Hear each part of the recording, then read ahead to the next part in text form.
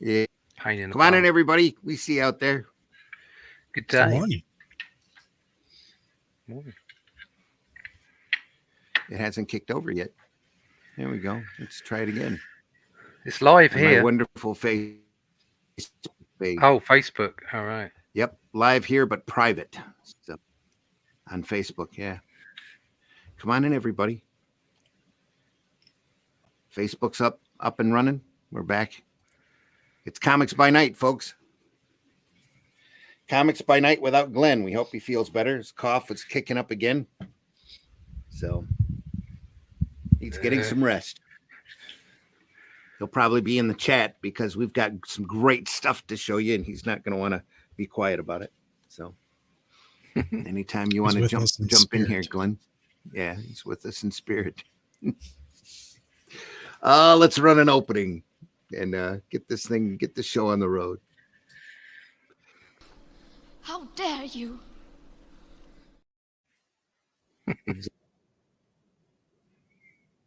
Oh, not that opening. Let's do this opening. Here we are, folks. Come on.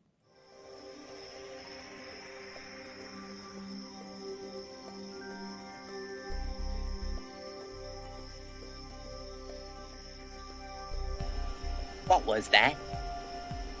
This is not a charade. We need total concentration. Now, once again, this time, with theory.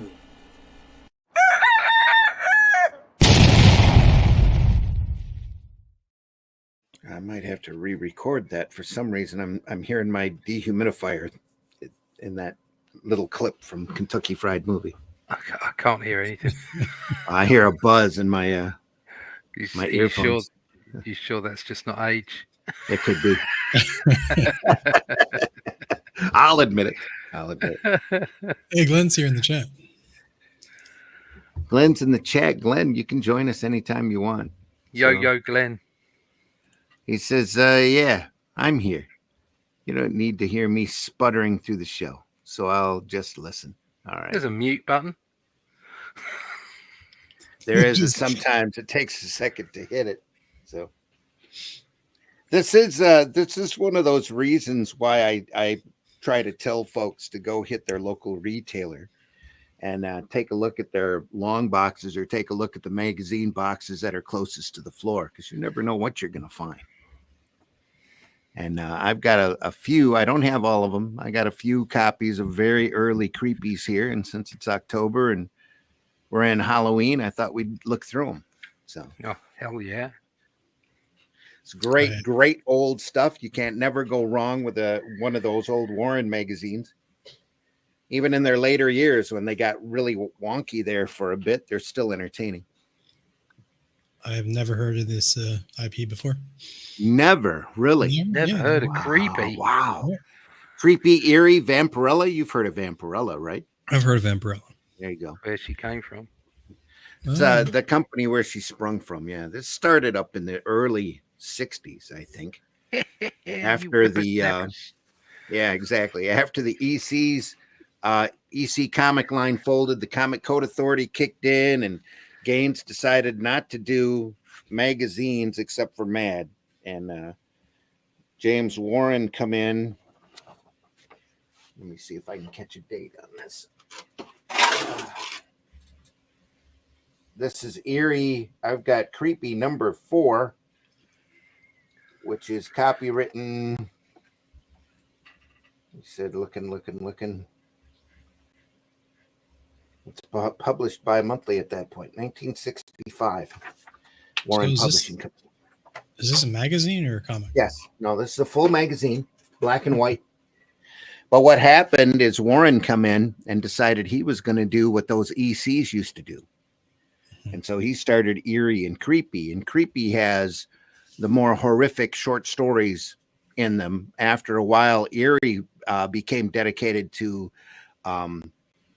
just odd stories and IPs. They had a lot of continuing features in Eerie that would last 6, 7, 8 chapters, and then something would happen to the character. Now, did they make these to get around the Comic Code Authority, or is that kind of dead by the time this came in? No, the code authority was raging really strong when these started up. They were created out of the frustration of having to deal with the code Okay. and the fact that the audience for comics had been growing older since World War II. And this market here, these were sold up there with the Playboys and the Hustlers and that kind of stuff. And I get it for the articles.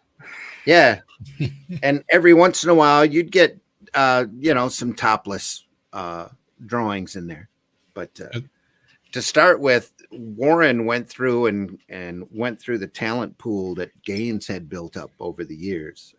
All of these guys that used to work for the ECs naturally flocked to Creepy and Eerie, and then he picked up a lot of other folks along the way. He discovered a lot of outside talent, and a lot of the artwork is just unbelievable. Oh, and those covers are gorgeous.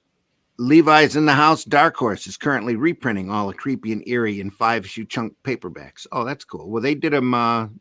They or Dynamite did them in hardback as archives not too long ago. We spent a couple of episodes going through an Eerie collection on, I think it was on Comics by Night, one of the early ones. Hello all. Also, hello all. Happy to catch the show live again. Happy you're here, Levi. Thanks for coming on.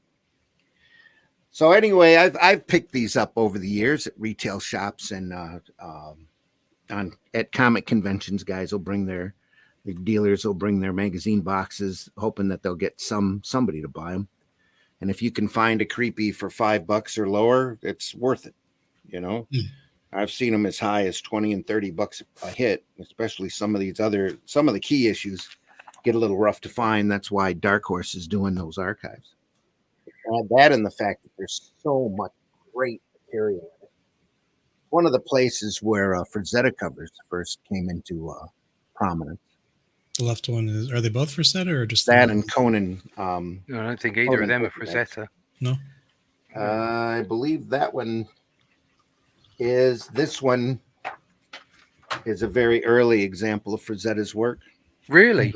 Oh yeah. Lord. Oh yeah. You can see the. Both of these actually are Frazetta. Both of these are Frazetta. Do you know what? I'd never have said they were Frazetta. Good Lord. Yeah. Look at the brushwork in here. Yeah, but it's it looks far more generic than that. Well, from the Frazetta that I'm used to. That is also Frazetta. Yeah, that's more Frazetta. And this later one, let's see the cover. Yeah, that one on the right there looks very sort of Bernie Wrightson on the right. Almost, yeah. With the heads in the smoke. In the mist, yeah. Yeah. That is also Frazetta, but that's really obvious. That I would have definitely said that was Frazetta. But this was done a couple of years after these were done. Yeah, this is issue you can 27. see its progress. Yeah. Still all beautiful work. Then I have number 12 that doesn't have a Frazetta cover on it. Oh no, it is a Frank Frazetta cover. Look at that. You'd never know it. Completely different, isn't it? Definitely attributed to him. So yeah. But anyway, it reminds me of Steranko simply because of the strength of the design. Yeah, of the composition. Isn't that crazy? Yeah. Can you face these new haunting tales of fear and horror? Yeah. I don't know. Can you? We could try. Not that new, 65. So what is it? 70, 60 years old almost. All great. Well, yeah.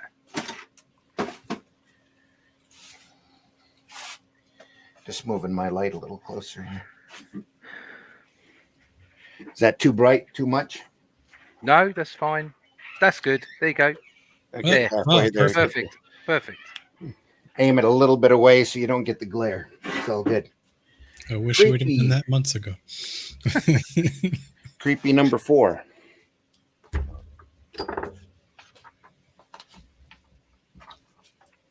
Artists in this issue: Reed Crandall, Jack Davis, George Evans, Frank Frazetta, Al McWilliams, Gray Morrow, Joe Orlando, Angelo Torres, and Al Williamson.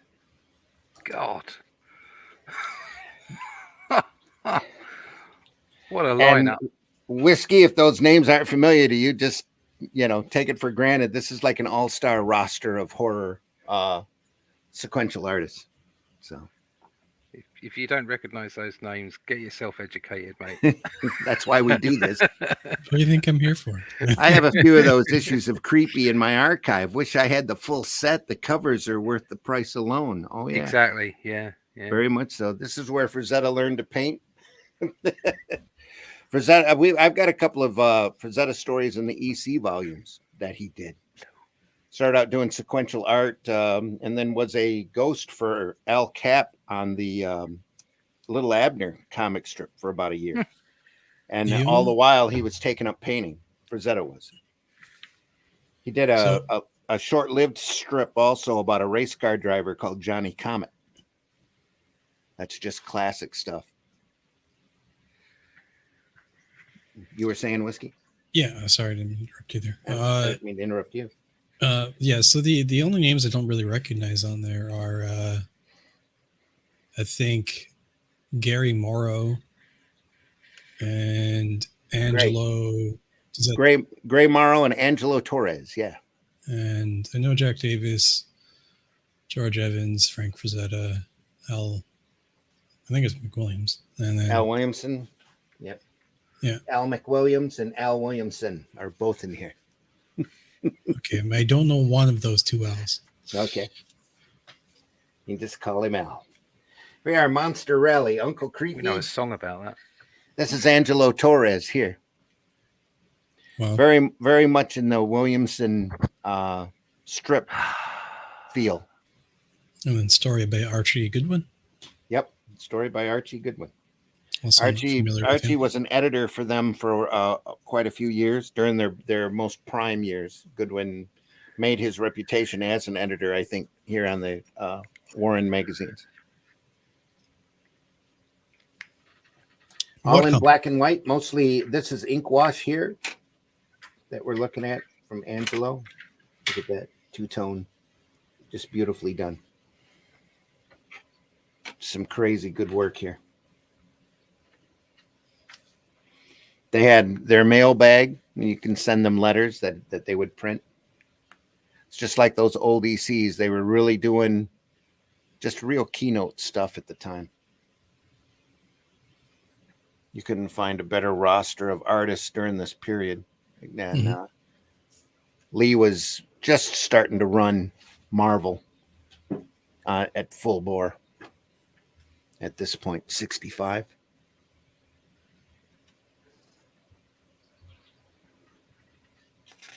Just like the picture in the one on this previous page. Well, it's in this page too, but the Igor over there.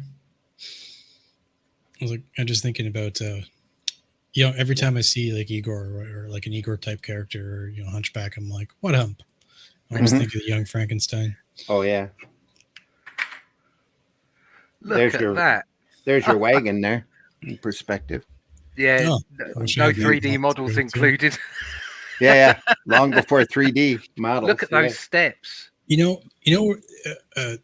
Sorry to interrupt, I guess, but like a segue out of this, but it took me a ridiculous amount of time to find the undercarriage of a wagon, get a look out of it, look like I was planning to head to Amish country just to find a wagon. Like I'm just like, I can't. And I finally found one, but I got but it's like there's so much going on under there. It's ridiculous. You have a large contingent of Amish over there in Canada? No, we have Mennonites actually, but is the undercarriage that important to the story? Well, I had one shot where I was doing an undercarriage in the comic that I'm planning. So it kind of was, yeah. Right. You could have just faked it. Yeah, just fake it. I like those. You just fake it. That's what I do all the time. Yeah. Like that. Those stairs, they're so well lit. From here? No, on the bottom left. Well, yeah, those, but bottom left there, the staircase, and then the Doctor's face. Mm-hmm. The starkness of it, the way it's been done, just absolutely superb. Mm-hmm. And oh wow! I just noticed down the bottom right where all the hands are coming out of the bars.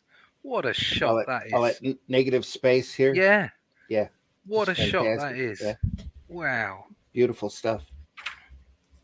That's why I love these old black and whites. There's always something to see. And what number is this? This is number 4. Number 4. Off to Amazon. Off to eBay. Sorry. Well, they have those archives. This was 35 cents when it first came out. Yeah. I'm looking for a date here. I know it was 65. They were printed bi-monthly to start with until they caught on, and then they went monthly for quite a few years. I think they were monthly for quite a few years. I could be wrong. They could have stayed bi-monthly. I know that they were always at the drugstore, and you were lucky enough to get them, find them. This is how I discovered the Spirit, was through Warren magazine reprints. They did a Spirit magazine for a couple of years, and just loved it. Picked it up, and oh, there's 8 stories in this. This is cool.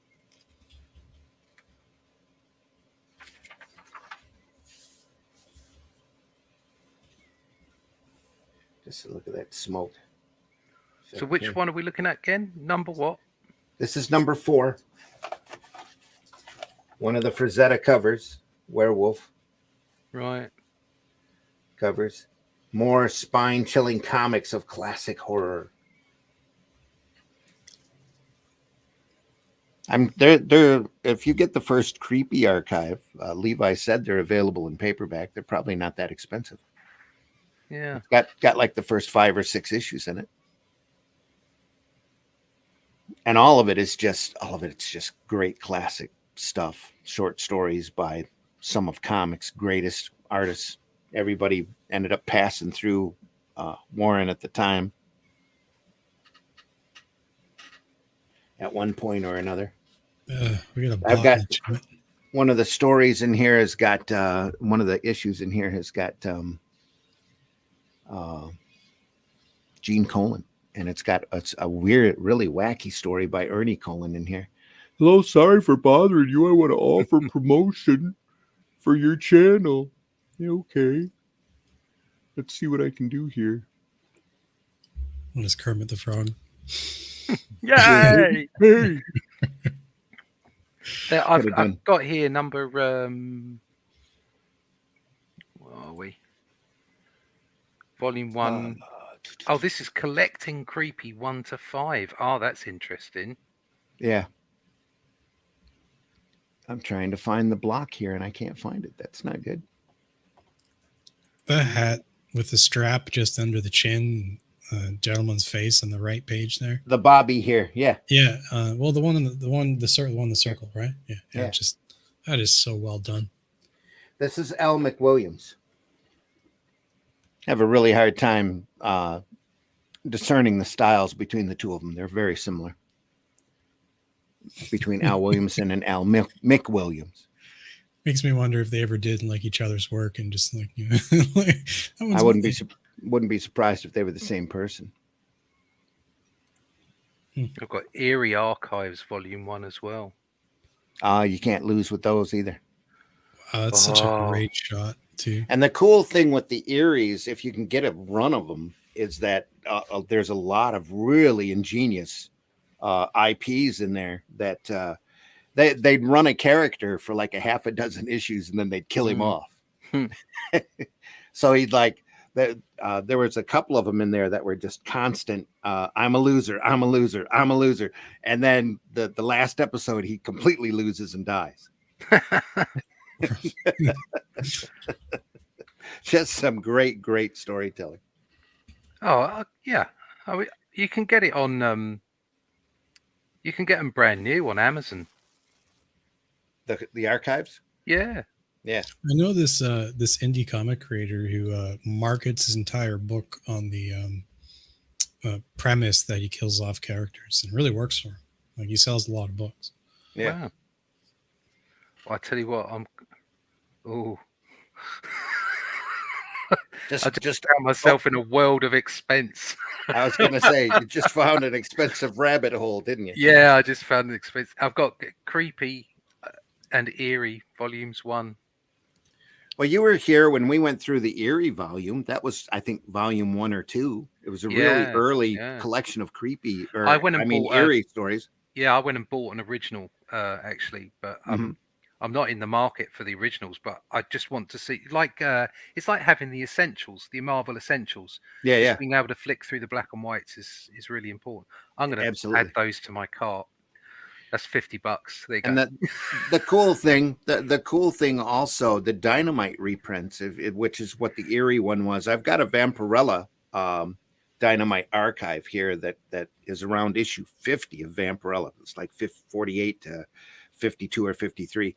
They are printed on such beautiful glossy white stock that all of the black and white lines pop right out. Here you're getting this newsprint dull yellow look because it's so old. I mean, this stuff just is so easily oxidated, and it's, you can see the darker yellow around Yeah. the edges there, even though it's been sitting in a box for ever. But those other archive volumes, if the Dark Horse is printed as well as the Dynamite ones, you can't go wrong with that. Just Well, some I've just beautiful, bought them. beautiful work. Yeah. Just on the strength of this work here. I Just turn a couple pages and you're gonna have to have it. I had to have it because it's just gorgeous, especially with me inking so much at the moment. Oh yeah. Oh wow, look at that. And this is all cross hatching back Yeah. here. This isn't a zip screen. This is done by hand. Same thing Beautiful. with the shadow here. This is all line work. Beautifully done. This is an ink wash back here. Just a light ink wash, just enough to knock it back and emphasize different sections. Push and pull. Wonderful. Wonderful backside view here. Mm-hmm. Yeah, great but. All little lines done by brush. These the cross hatching here is pen. Then you've got a lot of use of negative space. I've been playing with dip pens, and it's difficult to get them not to be scratchy. All depends upon the board and the rag content. Yeah, the board that you're putting it on. It's just not. I love working with them, but it's just not working with what I'm doing at the moment. Yeah. So I've ended up using the Tombow thin brush pens and a brush. So I'm doing both, and also I was watching Joe Kubert the other day, and how he inks. Okay. And the way that he laid down his lines, and then he thickened them up with his brush and put on the shading, and just seeing the way people like that, masters, the way they inked.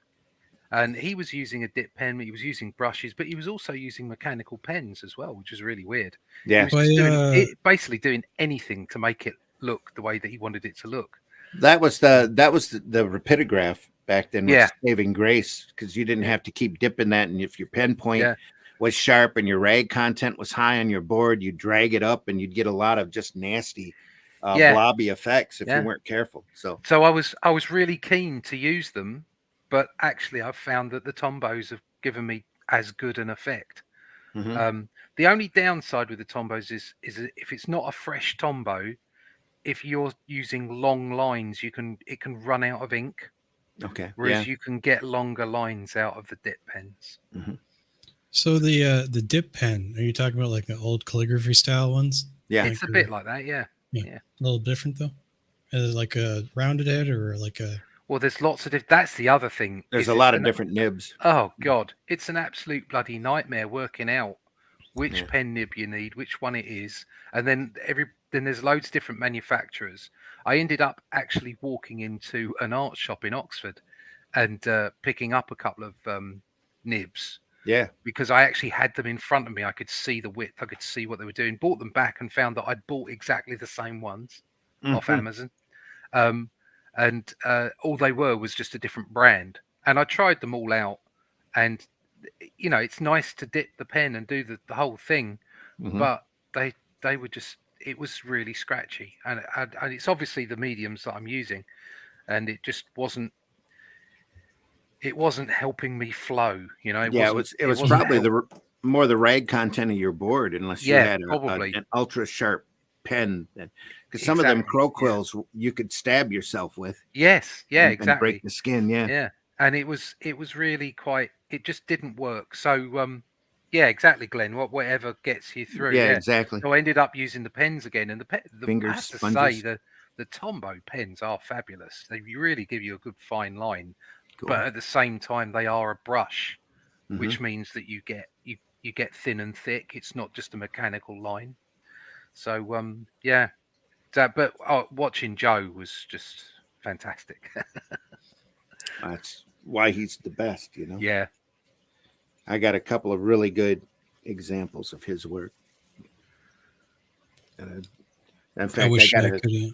I got a Sorry, go on. tour magazine here that we'll look through one of these days real soon. That's Kubert's caveman story that he really loved doing, and you could see it that there's like love on every page. Great dinosaurs, great human anatomy, just everything on it is phenomenal. He did this kind of troll thing coming out of a dark cave, Okay. and he just flicked in. It was just lines. He's just flicking it in. Mhm. Okay, doing bits and pieces. He was talking about lighting, and then he filled the black behind it because it was coming out of a cave, Mhm. and suddenly there was this solid three-dimensional thing emerging from the dark. It Yeah. just incredible. It's on video. You go see it on YouTube. Fantastic. Could you share that link with me at some point? Yeah. Yeah, Like if you to find see it. I Anytime was anybody finds those links, they need to promote them on whatever social media they're on. Yeah. Yeah, Right. I've got it on my library. I was gonna say, as far as like my pens and stuff go, I can't really afford to do it now, but I used to do when I was around 14, lots and lots of calligraphy because my parents Yeah. had bought me a set for Christmas Mhm. one time. No idea why, but I really enjoyed it, and I'm actually quite good at it. It's been a long time since I've done it, but Wouldn't really take enjoy long to get that hand back. You're Yeah. still young, so youngish. youngish. Glenn says That's I have a good lot of enough. those. I have a lot of those essentials. Yeah, most of my mostly of the Kirby stuff, Thor, etc. Past Jack was when I lost interest. Some of the later essentials got pretty bad, and the DC did the equivalent with the Showcase Presents, and I skipped on a lot of those until I realized there was a reason they were printing the ones they were, because I'm like, who wants an elongated man, 500 pages of elongated man stories? Until you pick it up and you look at it, and it's all, Dick Giordano and Neil Adams, and it's like, okay, pretty cool stuff. So there's you can't really go wrong with an Essentials or a Booster Gold a Showcase Presents. That's No. another one I was thinking was a waste of time until I picked it up. Look at that gazebo there on the right bottom page there. Yeah, this is all just negative space use here. Wow, that's impressive. Is this done on, do you think, 1 up or 2 up? Probably at this point, it's not 2 up. It's probably 1.5 up. Okay. They're probably working on a field of about I would venture 11 or 12 wide by about 16 tall. It's not much bigger. It shrinks down real well. About 1.5. The magazine is a different width or a different dimension than your standard comic book. It's a little wider.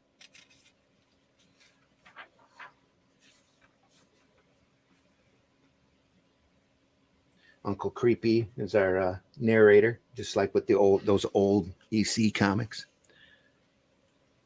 Uncle Creepy and Cousin Eerie.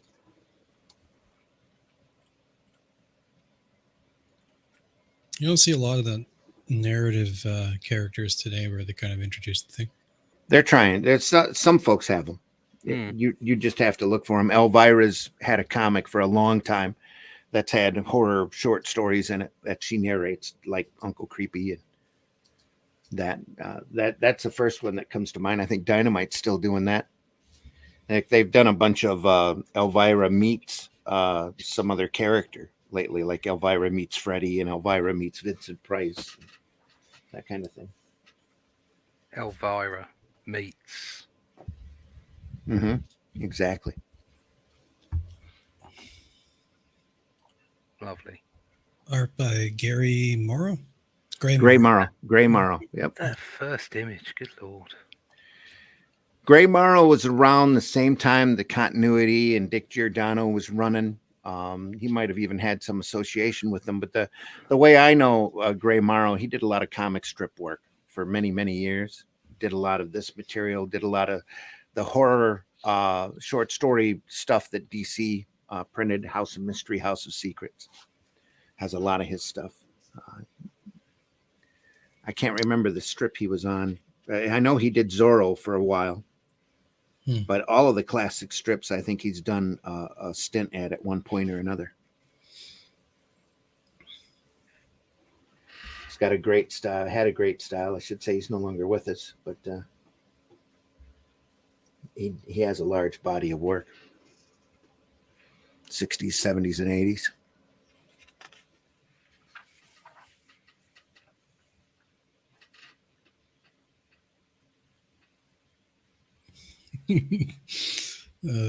Ape creature in the bottom there. Yeah. Oh, it's a Y. Raoul Howell-Gurr. Alger. Great stuff. I love that these the way this is scanned in as well. It's just left all the greys intact. Beautiful. But they probably had to dot screen them back during this time. So that's all. If you take a microscope to it, it's all little dots of black. Right. You probably couldn't do if you didn't get the grays in. Like look at those. I guess they're flamingos, birds on the left. Yeah. It'd be difficult if you. Yeah, I just think it's just wonderful that it is all intact, that you can see everything. I mean, that's like a painting over there. It is with the birds. What you were saying. Technically, it is an ink wash. I think when he first did it. Yeah. Whole different approach. Yeah. I gotta try inking at some point. Just like give it a whirl and see if I have any idea what I'm doing. Moon City. This is Al McWilliams again. Moon City. Well, I have experience painting. I have experience in 3D and lighting. I have experience painting miniatures, and I might have a good grasp of it. You probably do. Yeah. It's just a matter of mastering the tool and having the tenacity, the patience to master the tool. Yeah. That's the thing, yeah. That is the huge thing. Definitely after the projects I'm currently working on, I'm going to spend a year doing sequentials. So just every day until I, get up there. So, well, I'll get there. Yeah, here we have a zip screen going from dark to light. And then here we have, this looks like toothbrush stars. Or they'd mask off and use swipe a toothbrush white paint across there in order to get that graduated tone. Here too, just spatters of white on black field. Don't talk about toothbrushes to Glenn. Yeah. Glenn knows how to do star fields. It used to drive me crazy when I'd see a science fiction comic where the guy just inked around dots for stars. Jack Abel comes to mind. It's one of those inkers that did that kind of thing. Well, I think what you've got to do is you've got to do one or the other. So yeah. I used to like the way Jack Kirby or Buscema or whatever would do ridiculously graphic versions of space. Right, yeah. I love that, seeing the planet and with rings around them and, stars with fire coming off them and all that. I love that. I put loads of that into Only Death in Favour. I just think graphically, it's not a representation in the way that you normally would do it. Yeah. It's a graphic representation. And I really enjoy seeing that. But I don't think you can mix the two up. Mm-hmm. If you're going to do a more illustrative style, then if you've got stars, then you need to make them more representative of the actual sky. Yeah. Nice rocket there. Again, just some beautiful line work, solids with thin lines. Just a lot of strip work. A lot of comic strips were done in that style for many years. It's damn impressive stuff. Just beautiful work, yeah. Kind of glad there's no color at all because it's Oh, quite yeah. nice. Oh yeah, yeah. A lot of times it just would distract from the work. That was a lot of the fun about this period, 60s and 70s. You had your underground movement running. The independent comic market was just starting up, and a lot of these magazines were coming out, and color was way too expensive for them to be able to do a saleable product. So everything was in black and white. So you learned how to do every type of different tone ability that you could figure out, ink washes or lines or zip screens or whatever you could get your hands on in order to print a decent image. This here is all line work down below, and this is Reed Crandall, the great Reed Crandall. Okay, I kind of wish actually Glenn was here to talk about the composition on this one. Yeah, that's just it moves in that Z pattern. Yeah, it does. Oh, nice diagonal horizon line. Mm-hmm. Not quite straight. It's just so It's good. just crooked enough, and the moon there enough to emphasize the wolf, who is the main thing you want everybody to look at as he lunges. Taking a screenshot of that and save that for a reference image. Curse of the Full Moon. Reed Crandall. Reed Crandall, if I'm not mistaken, was part of the Eisner studio originally, Golden Age. He's known for a long run on Black Hawk for many years, which is all stuff that'll never be reprinted nowadays because they had a culturally inappropriate Asian mascot named Chop Chop. He used to run around with an axe and was your very stereotyped Asian, slant eyes, buck teeth, yellow skin, round. He was their cook. And he spoke as stereotypical as you could imagine. He spoke as bad as he looked. Dr. Jones. Which is really funny because Blackhawks was one of the first really diverse strips outside of not having an African character in it. It had a multinational cast, and then here comes the stereotype Asian Chop Chop. Everybody else was drawn, as realistic as possible, and then Chop Chop was your humor relief, so he was as cartoony as you could imagine running through. But beautiful artwork, though. And some really great stories in there if you can get past the stereotypes and the cultural inappropriate cultural use of culture. So he wielded that axe pretty hard, that little hatchet he carried. There were a group of flyers with souped up planes, and they'd go around and do different missions. It's good stuff. I think DC kicked out an archive or two of it until they were, I guess they were shamed into stopping. But they definitely didn't reprint the entire run. And they ended up coming in and buying the quality comics line intentionally just to pick up Blackhawks because it was selling so well at the time. Oh, this is great stuff. Yeah. Crandall is amazing. Look at that lighting. Well, I mean, for me, it's actually more carriage work here. I'm super happy about this because, like, I got a whole bunch of stuff in my book that I'm working on wagons and wagons exploding, and this is perfect. It's just like, here's all the references you ever need. Go to town. You'll be all set for the return of the Western fad. So yeah. Which I'm sure will be coming. Oh yeah, everything's coming. Mm-hmm. Like a writer. It's all cyclable apart at the moment. Yeah, that too. Everybody's looking for escape, and everybody's going to be looking for cheap escape at that. Yeah. Western zombie movies, they're the next big thing. Think so. Again.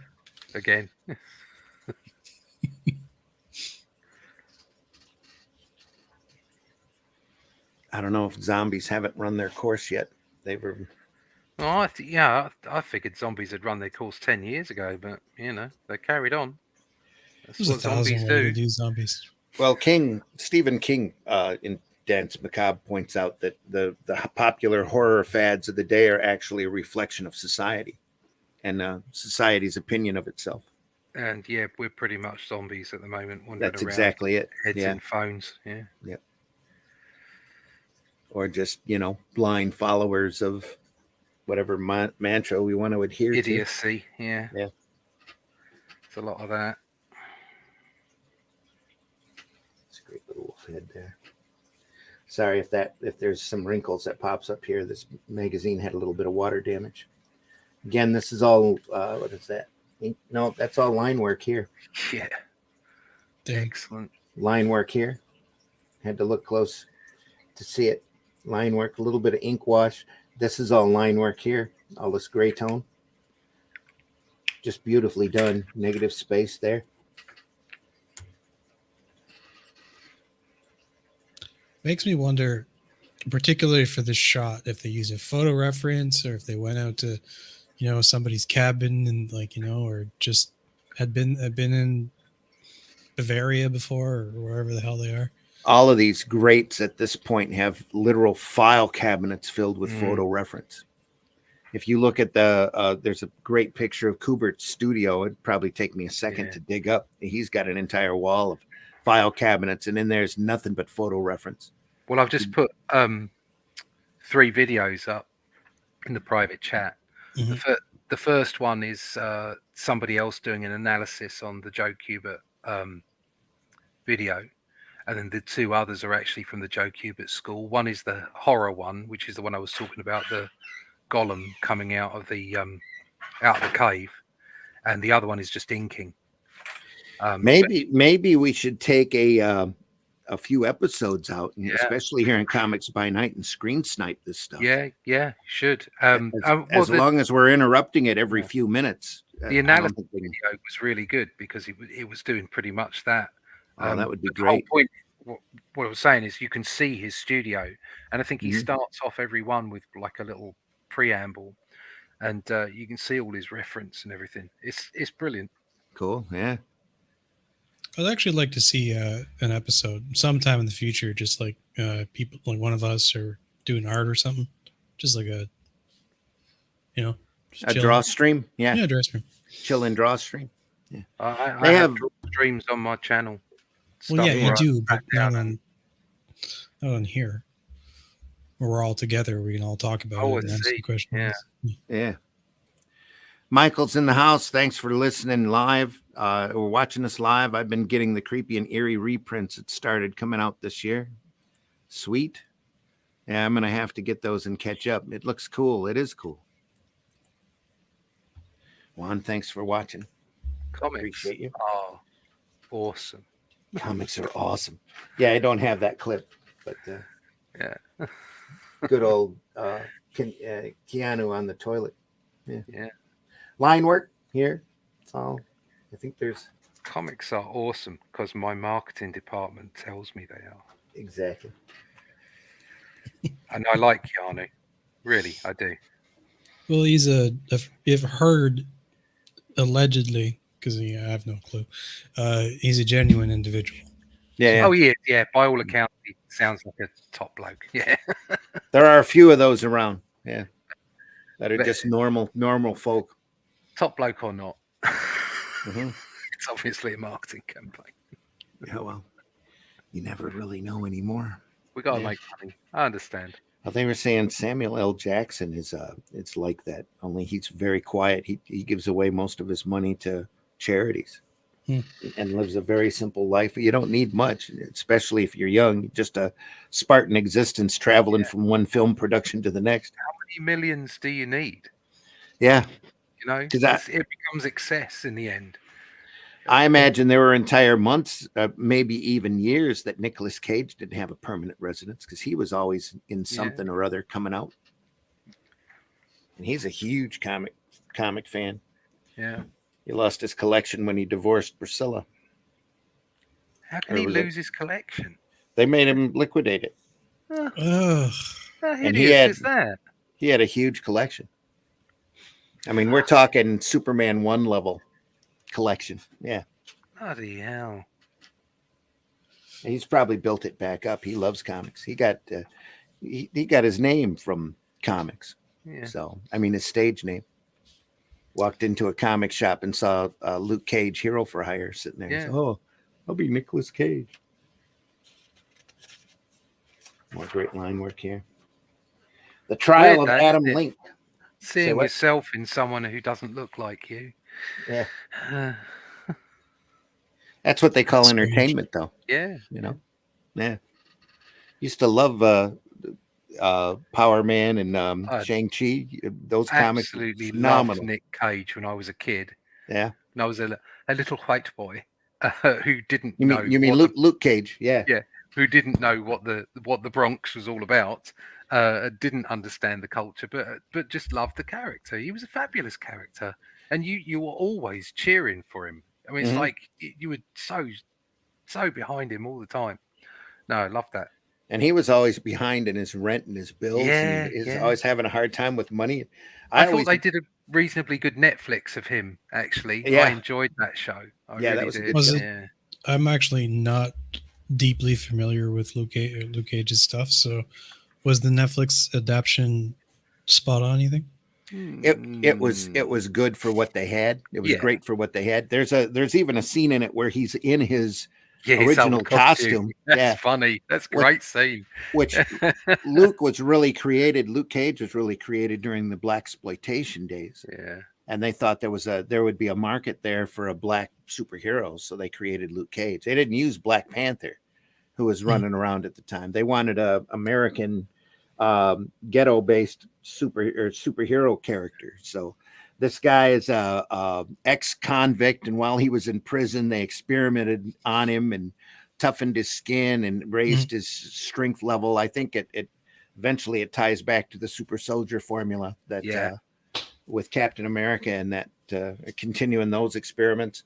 Anyway, he gets out and he was wrongly convicted in the first place, so Yeah. he decides to dedicate his abilities to the street. Gets a apartment above a theater and works in Harlem. I would say it's a reasonable approximation It's actually a of really it, good. Sorry. but you can't ever get a proper. I mean, Watchmen is about as good as you can get as far as an adaptation, I think. Oh, Uh, from comic to screen, yeah. Yeah, you can never get it. It can never be 100% ever because it's Have you just seen the motion comics that they did? no. They're available on Max. They are Yeah, amazing, just crazy good. I'm but sitting, even though it's one narrator, yeah, they're still super enjoyable, and a lot of the animations crude looking, but fun. It's good, and Yeah. they faithfully adapt the comic. it's it's difficult to but at the same time, when you say they're faithfully adapting the comic, they're using the art, aren't they? Yeah, they are. It's a different thing. It's making the original move Yes, as against that's it exactly. a movie adapting it. The trouble Yep. is they're two completely different mediums, They are. and for the most part, they're two different audiences. Mm-hmm. And obviously there's crossover, but you can't expect movies. I've been very forgiving as far as movies are concerned. I mean, as far, for instance, the MCU, the first 10 years of it anyway, I haven't really watched it since Endgame, but the first 10 years, it wasn't my Marvel. It wasn't the Marvel I grew up with. It wasn't the Marvel of comics, but it was a good approximation for a movie scenario. I thought they did an excellent job. Well, and you got you know, these little flashes too. yeah, Of like geek boy moments is what I call them, where you see your character doing something right out of the comic, and you're like, oh, that's awesome. cool. Yeah, Yeah. I mean, the first time I saw the Avengers movie, it was like, oh, I'm a little kid again. Yeah, And then the Civil War was just like, whoa, this is great. The But first X-Men movie when Wolverine pops his claws was pops like, his oh, claws. that's geek boy yeah. moment right there. You Yeah. see, I know there's a lot of people that hate X-Men Origins, the Wolverine one. And, I'm quite forgiving for that kind of stuff. I thought it was all right. I enjoyed it. It was a good, fun movie. I didn't go too comic nerd on it. I just enjoyed it for the movie that it was. Yeah. I'm quite forgiving as far as movies are concerned. I like crap movies. I like, just stuff that's just visual, just stupid, and I think you need to relax a little bit and just let things wash over you. Mhm. But at the same time, there are objectively bad films, Yeah. and then there's stuff that absolutely objectively disrespects the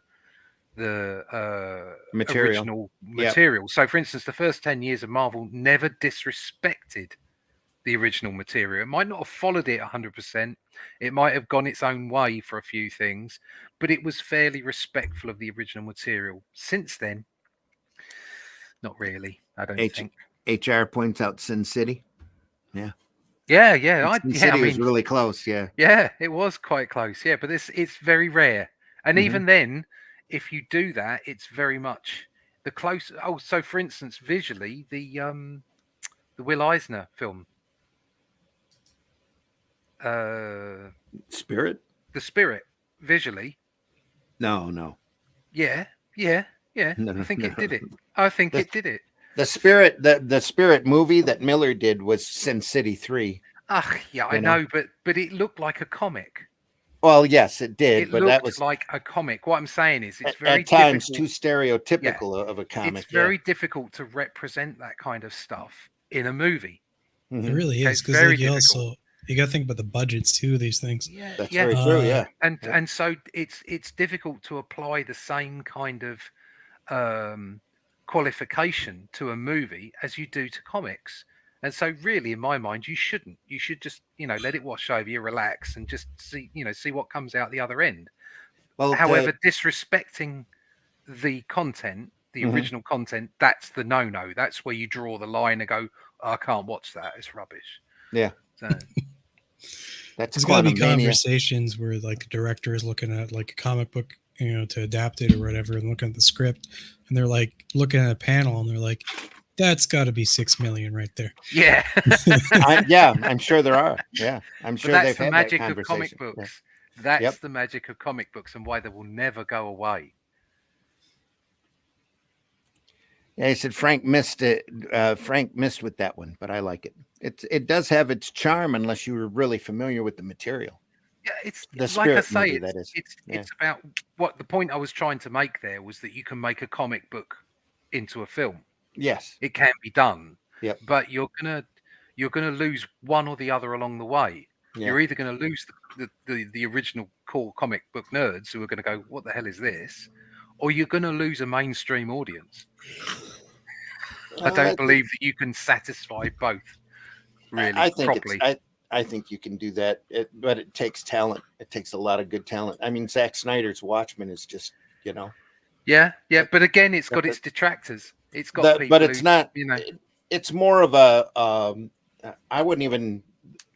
There's superheroes in it, but I don't know if I would call it a superhero movie. No, but it's a comic book adaptation. It is a great comic book adaptation. Yeah. I mean, Sin City's like that. I think. Go ahead. Men in Black.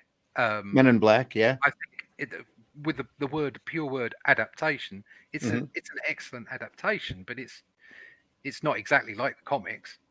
Oh, it's a Will Smith vehicle. Yeah. More than So, the comic. Yeah. Well, again, they had to make money off it. Oh yeah, they did. Brad Bird was trying to do Spirit. Yes, he was. Yep.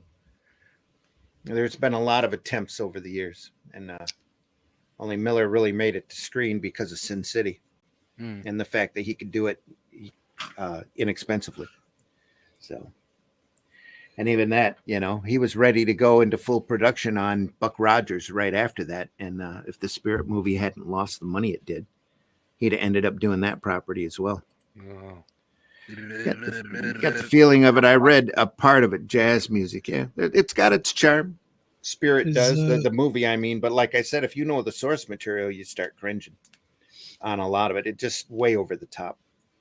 A little bit off topic there, but is Flash Gordon open source? No. Buck Rogers is technically open source.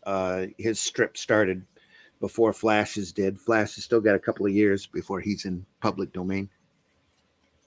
But it's getting there. About the same time that Superman goes into public domain, Flash Gordon will be in public But domain. again, it's only that version of Superman, isn't it? That's very true. Yeah. It's only the one that can jump over tall buildings. Mm-hmm. Yeah. It'd be interesting to do a comic from Ming's perspective, like Emperor Ming. Mm-hmm. Just like his life and his, Could be a very interesting as character. a boy. Yeah. Abused as a child. No, sorry, Whiskey, all the nopes. His father. All the nopes. He's an evil villain. That's the end of it. I like villains. I'm sorry. Foils are awesome. You can get a good foil with a good backstory. No, I don't. Yes, you're right. I mean, for instance, classic would be Magneto. Yeah. You know, like they increased his character and gave him reasons, and very much with the story, it works with the story that he does have some. You don't have some compassion for him, and then Thanos, even like he's completely in the wrong. However, his drive, all the best villains think they're saving the universe or doing something right. Okay. But sometimes you just need a bad guy. And but you don't have to give Ming's like history. You can just throw him in a room and then have fun with it. I just want him to be idiot. Very true. That's kind of what they did. And Ming is your Fu Manchu in space, literally. Isn't it? Yeah. I don't think you could get away with that now. And after a while, he just wouldn't go away. I mean, they did other Flash Gordon adventures where he went around to different planets and that, but they always ended up coming back to Ming because that's the formula that works. It does work. Yeah. And I don't think they could have gotten anybody better than Max von Sydow to play him in the movie. He was perfect. Just absolutely. And the rest of the cast, most of the rest of the cast, Zarkov was okay, but the Flash and Dale were horrible. Just Batman acting level bad. Adam West level acting bad, but Ming was perfect. Yeah. But let's face it, the King of the Hawk man, Brian Blessed, was fabulous.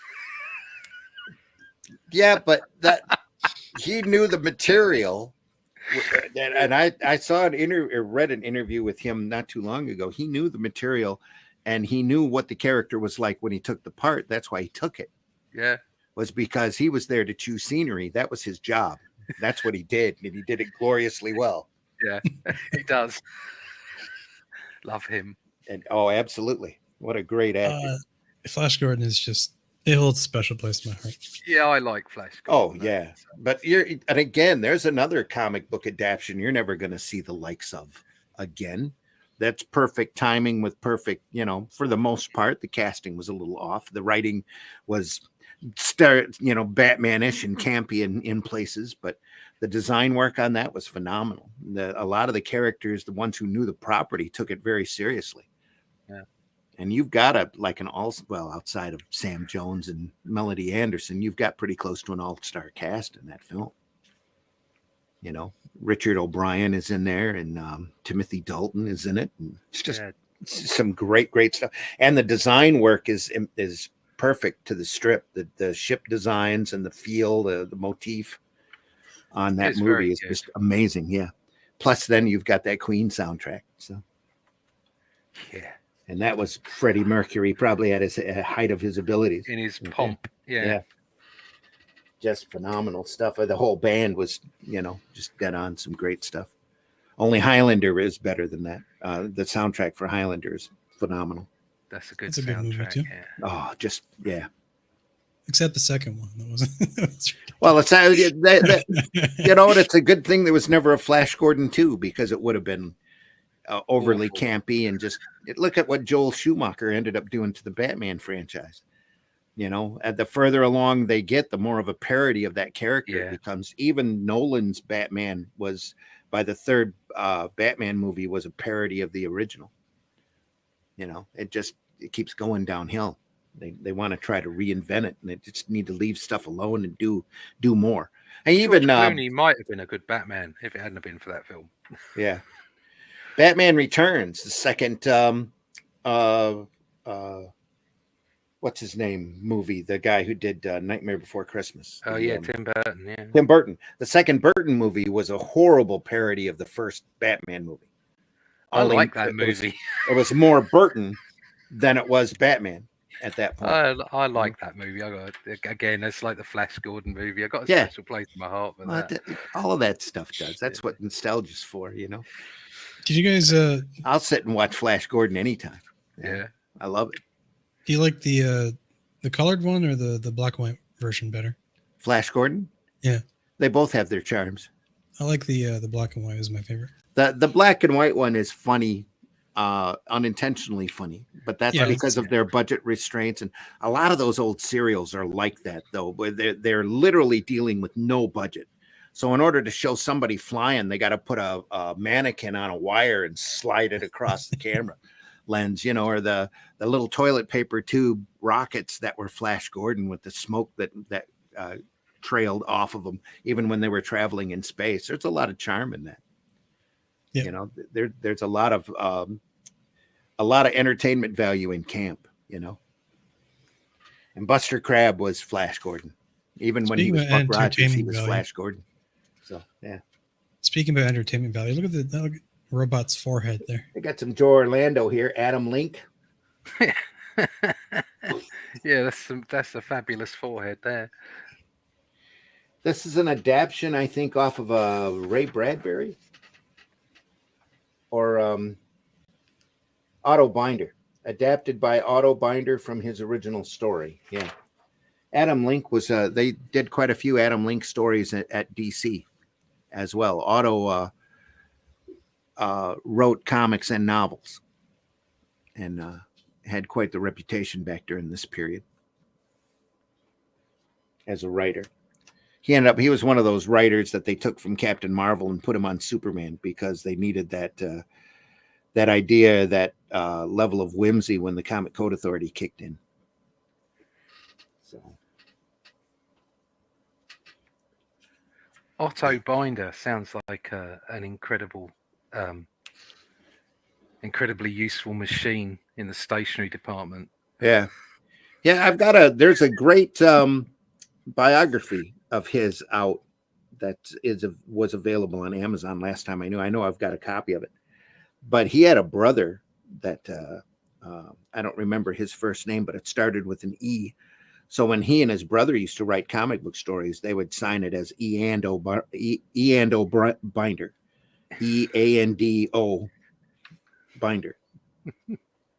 and they were really good, great writers. This artwork here is by Joe Orlando, who we've looked at quite a few times at the EC books, and he was in a lot of that eerie material that we looked at. So again, using fine lines, a little bit of ink wash here and there, just in spots. The majority of this is line work. There's a little bit of ink wash back here, just to break things up a little. Zip screen, I think that looks like. Nope, that's cross hatching here on his jacket. Line work back here as well. Lovely. Yep.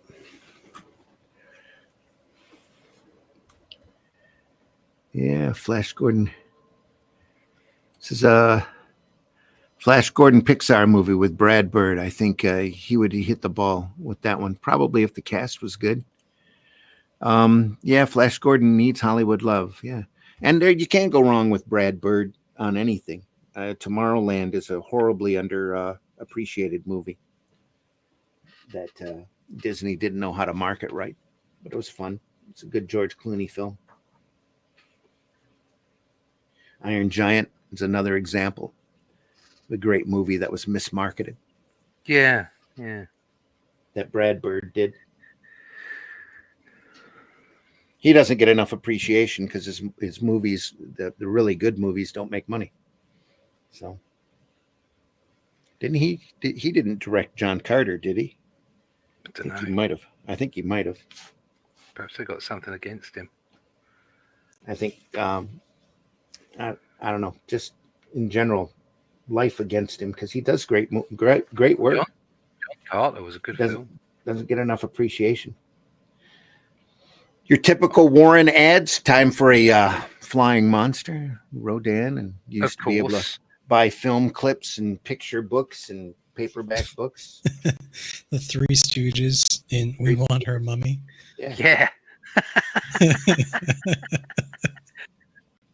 What was that one where is it just through the Three Stooges meet the werewolf or something like that? It was like That was Abbott and Costello. Abbott and Costello, right? Okay. They yeah. met the werewolf, the mummy, and the Frankenstein. They were making a lot of money off of their monsters. That was brilliant. I remember that. Oh, wait a as second, kid. is that- I haven't seen that in a long time. But Classic very stuff. funny. Classic What- stuff. Yeah. The top there, I Was a Teenage Werewolf. Uh-huh. Wasn't that like, I know there was like Teen Wolf movie or something with like Michael J. Fox? Michael yeah. J. Fox. Yeah. No, this is the 1950s version. I Was a Teenage Werewolf, who starred a young Michael Landon Interesting. from Touched by an Angel and Little House on the Prairie. That Michael Landon. That was one of his first gigs. Wow. The Check 4D that. man.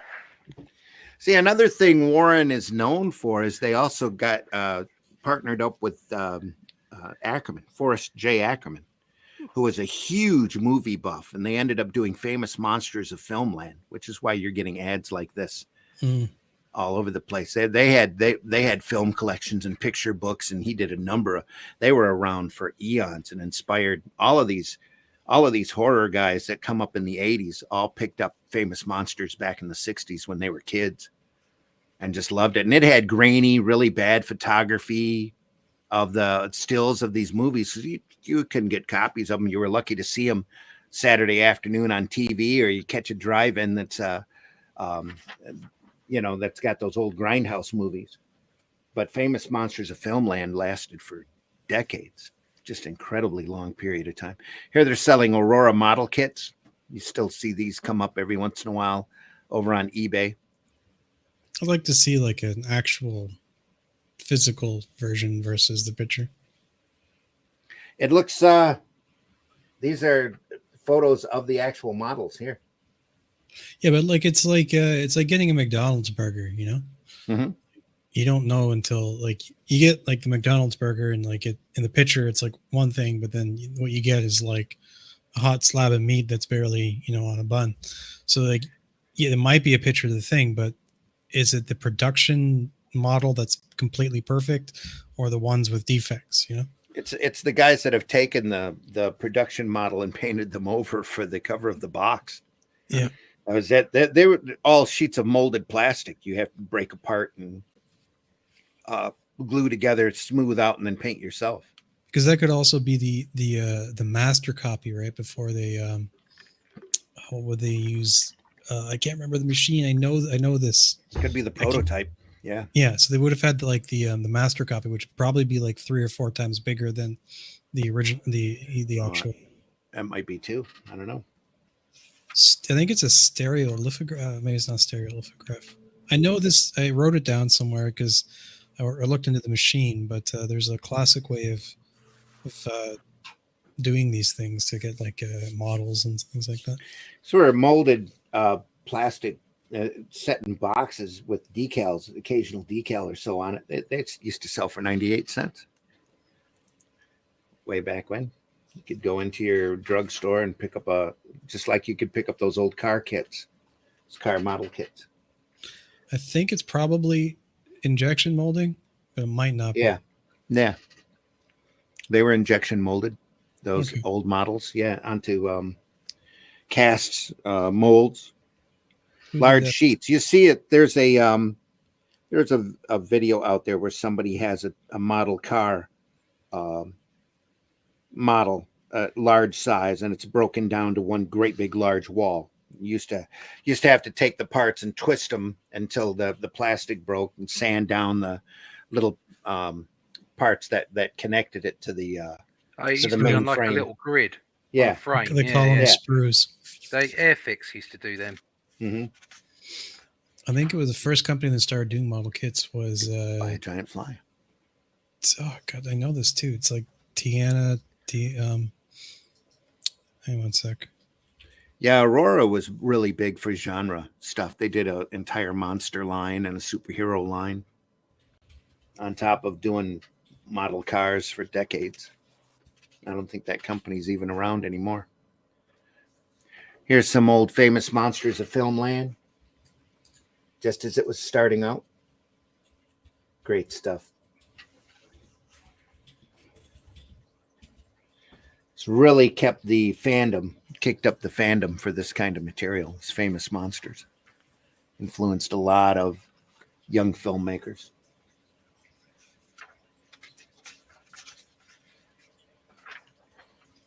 More model kits, another ad from Aurora. Stickers, masks. You can buy your own perpetual motion solar engine. There we are. I did. Of course. This is bothering me. Like, I And know your- all the stuff. Your model of your own guillotine that you can keep at the house. Wow. Chamber of Horror. It's only 98 cents from Aurora. Oh, So it's back during the early Hammer movies, and drive-in theater was running. used to have a Big Hammer time. House of Horror double bill on a Friday night when I was a Yeah. kid. Yeah, it's great. Creepy number 5. Another Frazetta cover. This issue includes Reed Crandall, Jack Davis, George Evans, Frank Frazetta, Al McWilliams, Gray Morrow, Joe Orlando, Angelo Torres, Alex Toth, and Al Wow. Williamson. What a lineup. That's an all-star cast again. Yeah. This is number 5, also from 65, I believe. Family Reunion, Archie Goodwin script with Joe Orlando art. Another letters page, Dear Uncle Creepy.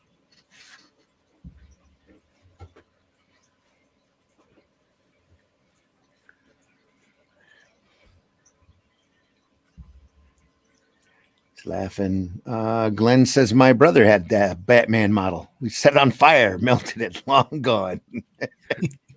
A lot of those did. That's why if you go over to, if you look for them on eBay, they're like, I don't know what, 100 and 120, 125 bucks to get one of those kits. You're lucky if you can get one of the original ones. There's been so many remakes off it. Somebody went out and ended up getting the molds for the majority of that stuff and made small runs of all of those model kits. They're a $5 for a melted one. Yeah.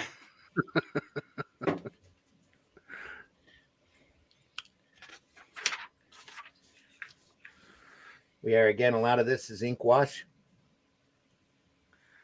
line work. Yeah, It's got a bit of a European feel to it, this one. it does. Yeah. Thick and thin. A lot of headshots. A little whop. That's a sound effect. Anyway.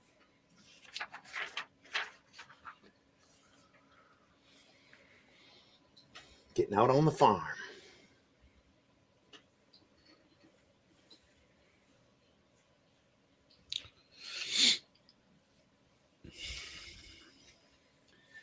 Stop me when you find something you want to talk about. So, or we're just going to keep moving here. Great stuff. Fantastic car there. Oh, he knew that it was Aaron and Horace. Even though they're all messed up. And Horace, yeah. Wow. They're back. They're back from the dead. It's another great Warren title. Didn't last very long. Probably a dozen Blazing issues. Combat. Blazing Combat War Stories. Again, he's Warren is following EC's lead from Frontline Combat and Two Fisted Tales.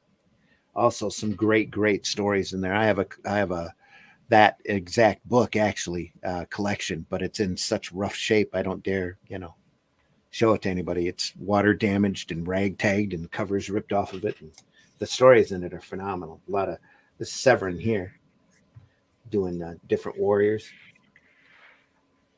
Just some great war stories in that. Or I should say anti-war stories more than war stories. Untimely Tomb. Titled by Annie Murphy. Script by Archie Goodwin. Angelo Torres artwork. Great negative space at work here. Mhm. It's solids up against, just black and whites there. A little bit of Beautiful. crosshatch, a little bit of wash work as needed.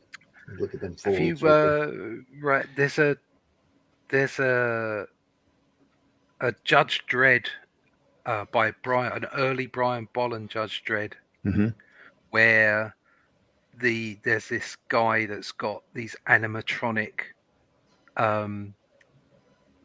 figures going out and doing crimes, and Okay. they're all like creepy monsters from Yeah. this period. Yeah. And just looking at that page, I can see it there. This is obviously a strong influence, this kind of stuff. That's got a Jekyll and Hyde coming through the fog. Yeah. Yeah. What a great story. This is line work here. That staircase with the whole thing is great. Yeah. It's here as well. Stuff. Also just great work. This is all line work here for the stone work. Solids.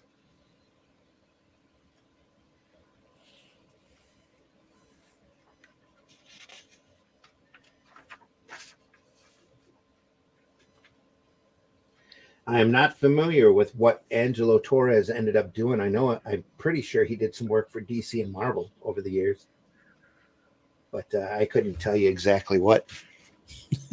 Just hit some of the K. I'm sure if we look him up on Wikipedia, we'd find a huge bibliography of work because his name's very familiar. Look at those last two panels on the right page. What happened? It's a great shot here. Just, I didn't mean to hit him that hard. Best get out of here. Oops. Well, whoopsie doodle. Sorry, chap. I'm out of here. Hello, I must be going. And he just casually walks away and just murders a guy. Something looking suspicious. Getting down into the mausoleum.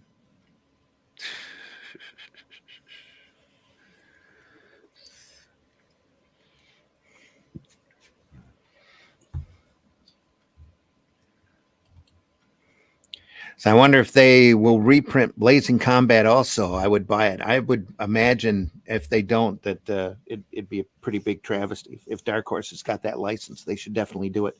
The line, the magazine wasn't out for very long, but the material inside of it was really good. Apparently, Angelo Torres is still with us. He's 91. Awesome. Phenomenal. Cool. Keep going, mate. Yeah, absolutely. So many of these guys have passed on. It's sad. It's a little bit of Jack Davis work in that ad there.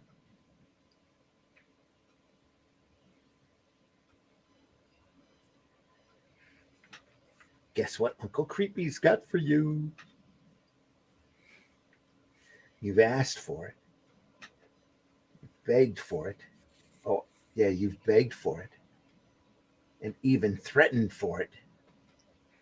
Now I'm giving it to you. The Creepy Fan Club. Just send in the coupon. One slimy green dollar for a lifetime membership in the world's most fiendish fan club. Your friendly neighborhood ghost man will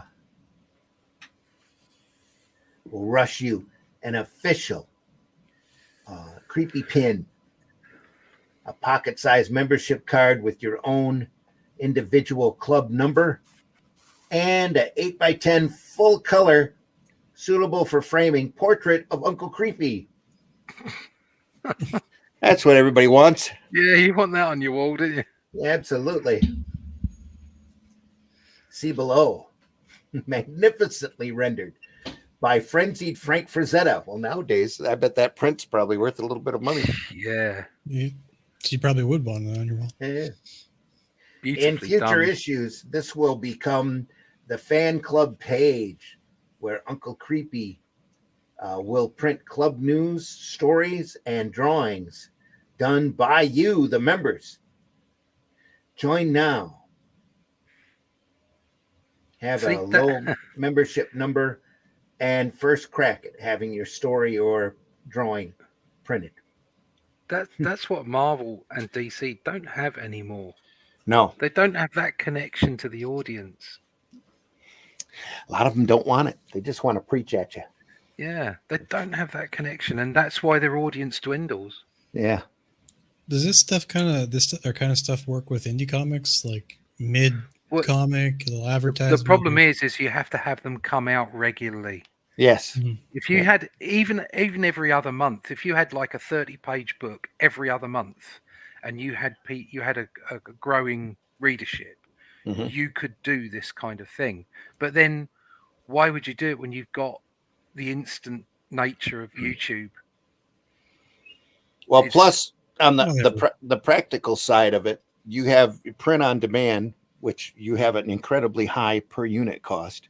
Yeah, And unless you have a huge following and you can web press books, you're talking, you're lucky if you're spending half of the money just to get the book printed. Yeah. And also shipping rates, where you're spending the other half of your money to get the book into people's hands.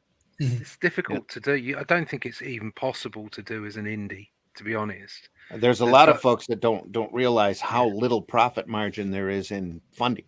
Crowdfunding. That's why you need the larger numbers, and there's always safety in numbers. Mm. There isn't that much in anything. No. You would Nope. cry if you knew. Well, you guys know. People who might be watching, you'd cry if you knew how much you get from each book that's sold through a standard distribution setup. Yeah. It's criminal. I think David Lloyd has seen this when he was doing V for Vendetta. Yep. That's HR says that's for Zeta's ad. Yeah. That was actually Warren selling a Frazetta print.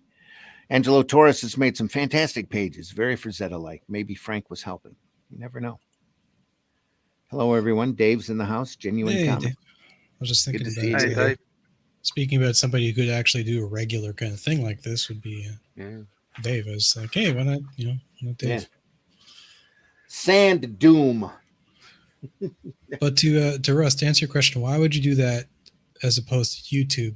Well, A, no, not everybody it visits YouTube, and B, not everybody likes being online, I guess, right? Yeah, no, I mean, they're all valid things. It's just how people approach that. It's the mindset that goes into it. A lot of people are logging off these days too. They're getting rid of social media, and yeah. A lot of folks are getting tired of that grind. Plus, but nobody writes letters anymore either. Yeah. No, yeah. So I think you're seeing a bit of burnout online from the pandemic too, because everybody was stuck indoors and they were online all the time. Yeah. So they burned themselves out over a period. Runs in cycles. Plus, you've got these idiot platforms that want to go through and regulate what you can and cannot say. So, just don't go on them. Yeah. Better to be quiet and off of the platforms than to have to, oh my goodness, I'm going to get, a warning, or I'm in Facebook jail again, or whatever. I read that they did help each other out. Everybody helped each other out at this point, HR. If you could get a hold of them, especially if you were behind on a deadline, you shared a lot. There's that's where the whole of Continuity Studios come out of, with Neil Adams and Giordano, and all of these folks all used to work in the same studio and share stuff back and forth. So we're looking at Al Williamson here, Sand Doom. Story by Archie Goodwin. Yep, Goodwin again. Creepy number 4, right? Or no, 5. This is 5. This is this is number 5. Zip screens back here, 2 different versions of it. Williamson did a lot of comic strip material, Secret Agent X9 and the like. Did Flash Gordon for a while. Did the Flash Gordon movie adaptation as well. I've got the hardback of that. So now that I got your ear, Dave, I was looking at your tiers on your Perfect 10 stuff. the $200 tier. It's got like a commission piece. Would you be willing to do a cover, like for that tier? Just out of curiosity, you could answer that at some point. Dave says, I honestly don't want to do crowdfunding anymore, but it's the only way to keep making comics. Yep. I still hold to the thought, and it might be the old man in me talking, that somebody's going to come through with an accessible format that is readily available and readily accessible. Kind of like what DC did with Wednesday Comics for a short while, or Comic Shop News, or something like the Flint Comics paper that I did for a while. I'm still up on that format. No staples, just printed on cheap newsprint, sold very inexpensively and out on a very regular basis. Trouble is newsprint is being phased out, and trying to find people that will do it. They're trying to phase it out. You've still got a lot of large web press printers out there and that are doing newspapers and alternative papers that would be more than happy to take on that work. It's just that they are becoming fewer and fewer all the time. That's because of the workload, though. There's just not enough people getting stuff in print like they used to. You'd have to get a cadre of different artists to work with as well. Mm-hmm. Or a large backstock of material to print. That's also true, yeah. But like I tell everybody, let me reach over the camera here. Archie's kept themselves alive for decades, doing this format, selling them in grocery stores, printed on incredibly cheap newsprint. And they had the Marvel contract for about a year and a half and kicked out some great little digest books. This is superhero oriented. In fact, the front story in this is all original material done by Tom DeFalco, Ron Frenz, and Al Milgrom. Some really old, not really old, but some old time classic workhorses for Marvel. Doing the old Archie style. Well, and Archie's kept themselves alive for decades doing this format, because they're not surviving off of the comics sold in the retail shops. I'll tell you that. So they were hardly moving any when I was retailing. But those volumes and the collections that they've done, they're probably making quite a bit off of them. And it's such they must have independent deals with grocery stores, whatever. They've chains. Got with the distributors. Yeah, they've got a deal with the distributors to be on display right at the checkout, to be an impulse item for the grandparents to grab for their grandkids. So who's that distributor? Oh, there's a number of them across the country. It all depends how on do you get your books to shop. That distributor? That's the thing. You have to go in and knock on their door and convince them to take you. Right. Don't they even have specialty racks too for Arch? Like, because they do right as you're checking out. Yeah. Yeah, and they're not standard size either. Well, it's because there's magazines and there's the Archie books. Well, this is a standard. This is a standard print size. There's a lot of other publishers out there that don't do comics but do books in this format size. Like Poor Richard's Almanac. It's a little bit taller than this, but it fits in the same rack. Actually, it's been a while since I've seen an Archie like a double digest, and it's actually been a while since I've been to a grocery store. They get even thicker than that. So yeah, all the box stores, your Walmarts and Myers and that kind of stuff, all carry that, and they got to sell a ton of them. Plus they take returns on the Archie digest. They have to give credit and returns on them.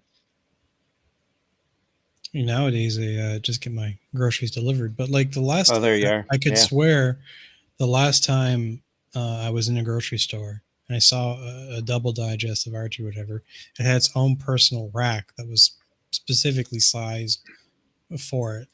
But I could be mistaken.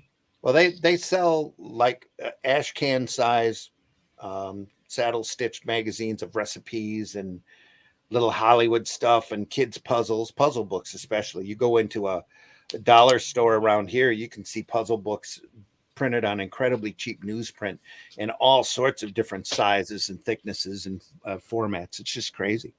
It just amazes me that comics don't follow that same lead. But there's nobody that these large corporations don't care. That's what it all comes down to.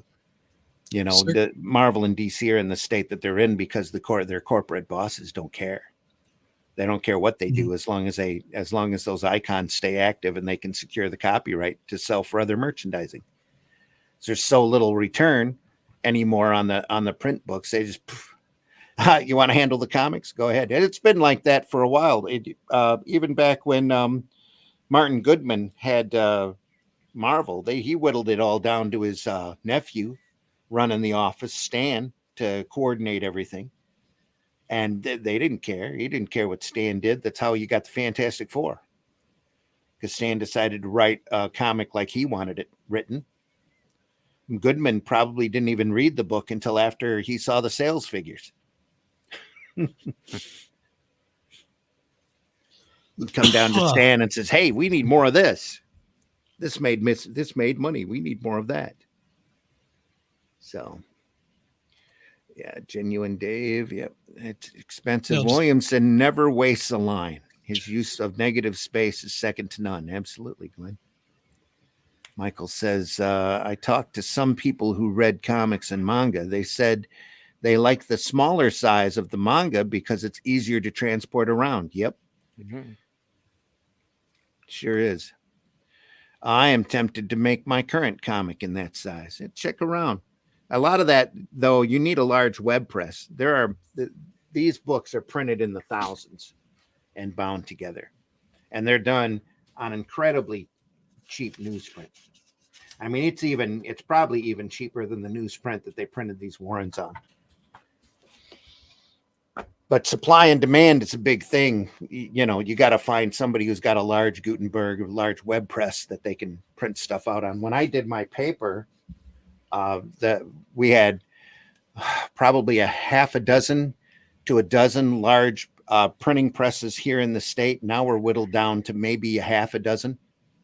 And that's just in 10 years. So, but they could really use the business, and the cool thing about the paper when I printed it, no staples, no cover, but they turned the product around from me giving them the art file to me having copies of the paper in my hand under 24 hours. Good Lord. And he used to apologize to me if he was going to be longer than a day and say, I got another big job on the press and I can't stop it. It's going to take an extra day. And I used to laugh over the phone the third or fourth time he told me that, because turnaround time for most of these comics that I was used to was 2 weeks. You know, that's normal turnaround time for any print on demand place. Even now, it takes a while for them to turn. This guy, 24, and I'm talking, if I had the file to him by 5 when his office is closed, he would have third shift printed. In fact, he liked running my paper on third shift because it kept the guys more awake because it was all comics. And they'd sit there and watch the stuff come off the presses better. They paid more attention to quality because they had something to read, you know, that they wanted to read, as opposed to sales ads or newspaper or everything else, you know. And that's really the start of the comic book, those large web presses wanting to stay in action. So they took the comic strips out of the newspaper and stuck them together and put a couple stitches in the center of it and put it out on the stands just to see if it would sell. Now here we are looking at Reed Crandall again. Judge's house. But there's somebody's going to come out with a format that, whether it's at the grocery stores or the dollar stores or whatever, that'll fit them racks and have some good entertainment value on a regular basis.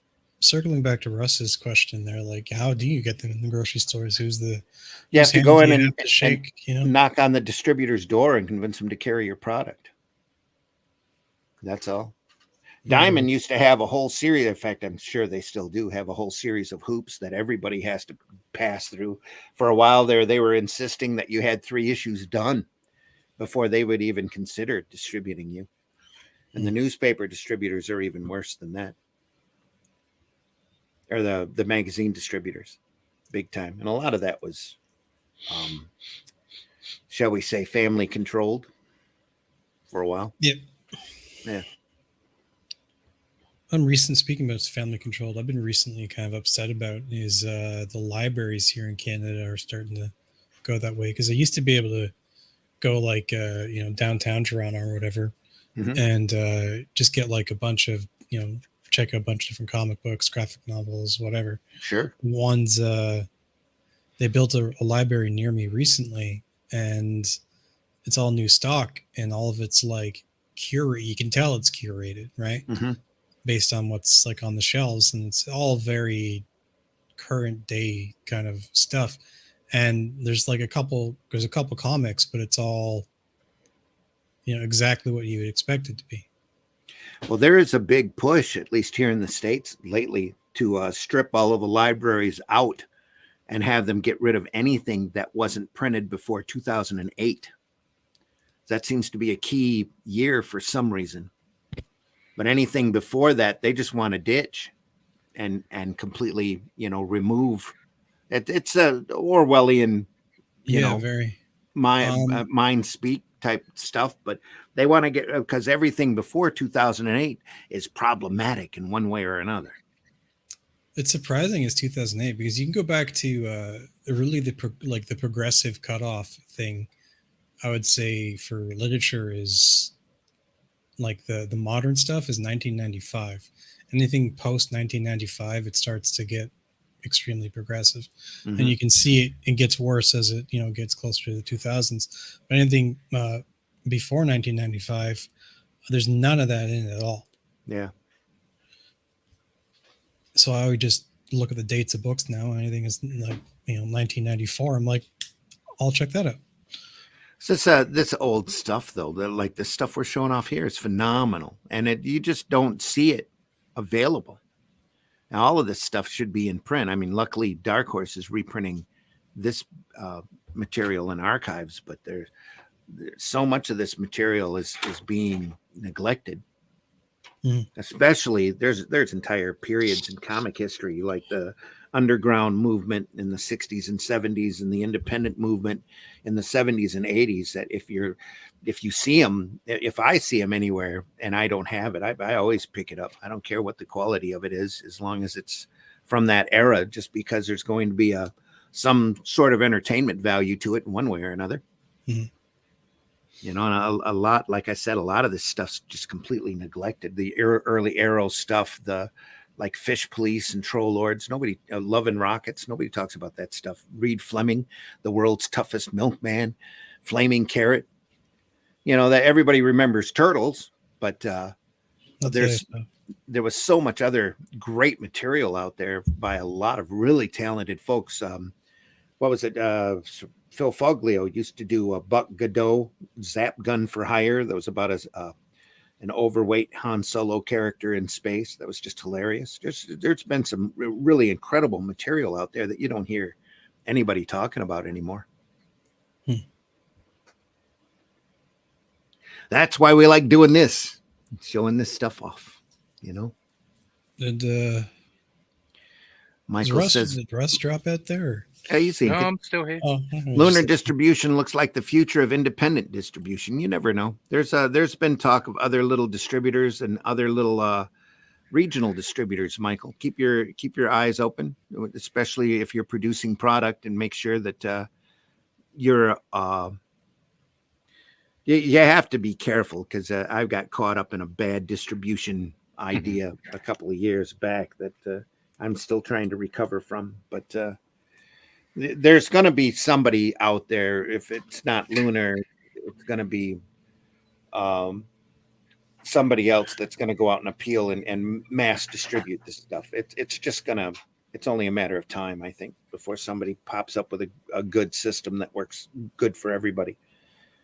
But in the meantime, we're kind of wild westing it, because we've been under a very restrictive distributor for so long, and now we're seeing the results of that from the decay of the retail market, or one of the results, that and substandard product being made available. You kick this stuff out after a while, the apathy level is going to catch, just like the MCU. The apathy level is so big that anymore you start wondering why anybody even bothers. It's a miracle. A lot of these retailers are still in business, and you're starting to hear now, and I think next year is going to be catastrophic for the retail business. I mean, comic shops. these guys going out of business because they can't. It's not a sustainable model. You've got big ones already going out of business, haven't you? Too big Yeah. ones going Too out. big Yeah. to ignore. Yep. Not just ones that have started up in a mini boom over the last 10 years of people thinking that comic shops make you money. You know, literally people that have been around for years and years are now saying, no, we can't do it anymore. And it's really irritating to me to see these guys going out, especially like the last week. They've had a couple of huge staple shops out on the West Coast and LA go out. Then they were the direct distribution system for comics really started up almost simultaneously in 3 locations, and that's one on around New York, one around the West Coast, and one around the Midwest, pretty much around the Chicago, Detroit area. And it's sad when you see 2 big stores, especially that were hub stores along the West Coast, say that they're going out, and they're done. It's especially sad to see that they blame like everything. In my mind, all of the ancillary reasons, rent's gone up, and they can't bring themselves to say the comics are crap. The comics are just terrible. Yeah. Most of the stuff from the mainstream is just rubbish. It's just bad quality. It's you can talk about all kinds of things, ideology and political ideas and all the rest of it, and a lot of that has to blame as well. But just in general, there's just some really bad quality, and that's not going to do the market any good. You can surprisingly you can get away with filling your comics with all kind of tripe. As long as it's done well. Yeah, but now you've got these corporations up there again that just don't care. They just let anybody run rampant or do whatever they want, bring their good buddy up on there, or they find people that check the correct boxes in their mind or whatever. But it's like, it's terrible. It's like what Roland was saying about, green lighting product. It's like, with smaller studios, it's like, do you think this is going to sell? Yeah, okay, let's green light it, let's go. But with big corporates, it's like, is it going to make $1 million? Is it going to make $1 billion? Well, if it doesn't, then we're not interested. And I think that's what's going to happen with the indie movement. I think that's what's going to happen. You're going to find that there will be businesses that will say, well, we're quite happy to make hundreds of thousands or low millions. We're happy to make moderate amounts of money. There's a market here for comics. We're not interested in making billions. We're interested in making hundreds of thousands, and we can quite happily do that, and everybody gets something they want. That's the only way this is going to be saved. Yeah, and the thing with the market is that it's always been based on micropayments. All in color for a dime. Yeah. And it's a lot of small that makes the big amounts. That's how all of these companies got rich doing comics back in the 40s and 50s. They were just selling it for a dime. They were producing it as cheaply as they possibly could and treating all of the talent there like they were second rate people. The reason that those comics became expensive in the 90s, the old comics, and created this boom was because that people threw comics away in the 30s, 40s, 50s, and 60s. It's like it was disposable reading matter. Sure was. That's the way it was always looked at. Yeah. Yeah, and now it's become, for the most part, it's become a collector's market, which is why people are sort of making the casting the similarities between that and Beanie Babies. Yeah. Collector's markets eventually they just collapse. You're saying Whiskey? Yeah. Do you ever seen a movie called Wagons East? No. It sounds familiar. So it's a comedy set in the. Is that West John Coast. Candy? Yeah, John Candy's in it, and there's like a doctor and kills a guy. Important. There's one scene in the movie where he's just he goes into this bookstore and like everybody's fed up. All these other characters are fed up with their their lot in life, and that's why they decide to head east. So the out west, the old west, a bookseller. He goes in the book, or he's trying to sell books. One customer comes in. I think it's the only customer for the day, and it's like a whatever. And he's talking about, I need a big damn book, right? and he's just like, you're trying to sell this book to the guy, and he's just like, he just wants the book, right? So for like toilet paper on the outhouse. So he's like, how much for just the, like, it's like, here's Pride and Prejudice, and he's like, how much for just the Pride, like Yeah. book. And then he's just like, buys the book, or buys one volume of the book, or whatever, and then he just like tears like 3 pages out of it, and the guy's just wincing, and then goes off to the bathroom, and he hands it in and heads east, hangs up his hat, because or the store owner, because but yeah, That's all the disposable. paper's worth. Yeah.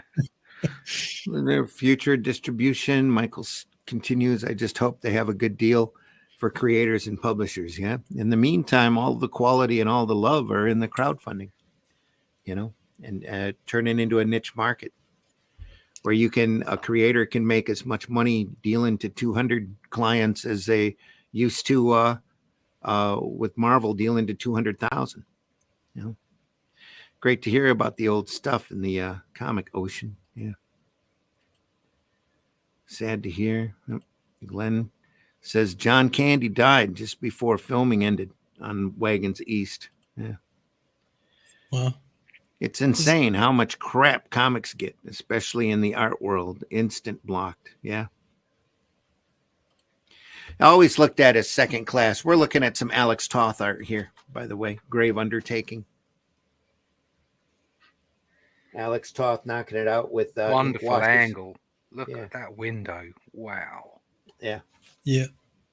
Negative the space. Old geezer over the board. Just brilliant.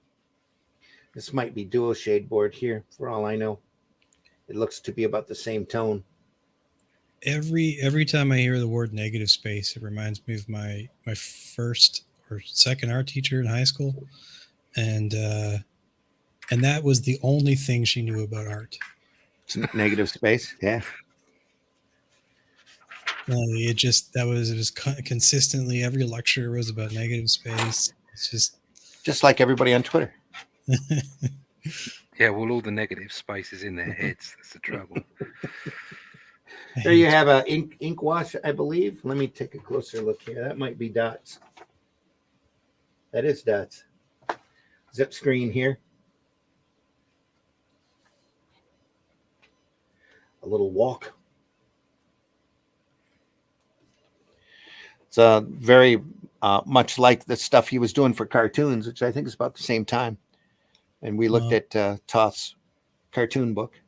Only this is a lot more serious. A lot of the same techniques here. Pardon? What a book that was. Yeah. Just, look at the expressions on the faces and how simply he does it. A little envious there, Russ. Yeah. No, you're a good artist. Don't sell yourself short. Vampires. I can sell myself short compared to Toth, I think. Okay. Look at that. Even that wagon. There's no when they made this book, they were like, let's just make a bunch of wagons. Those period horror pieces were big though back in the 60s. A lot of Poe, a little bit of Lovecraft during this time. Like I said, the Hammer films were rolling and real strong, and there was a lot of Victorian pieces in that. Just to have women in, low cut cleavage tops. Even that bell. Great stuff. Second page. No. The second page, second panel. Sorry, first page, second panel. Yeah. That is fantastic. The shot from the tower. Yes. So I don't think it's illegal or anything, but I might borrow that.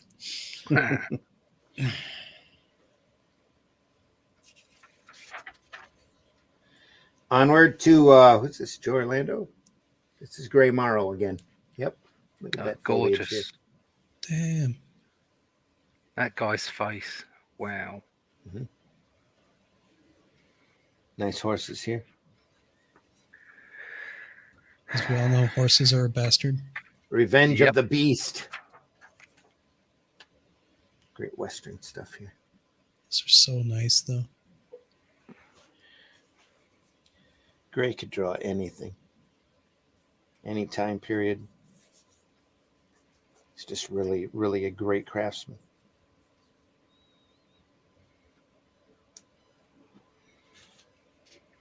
He had a run on Flash Gordon for a few years on the strip. Quite a few years, if I remember right. Or it's at Buck Rogers, one of the two. You know what's Nice worse? set of horses here. You know what's worse than doing horses? Horses in miniature sizing. Mini tours? What? Well, it's like miniatures, like because they're inflated and squat, right, and proportionately strange, right? So you're just like, how do you get a guy on a horse when its legs are like, not as long as they're supposed to be, but make it look like the horse is the correct size? Yeah.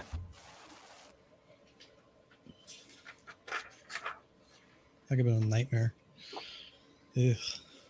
Get flashbacks. More great Western stuff here. And just as you will do it to one another. Oh.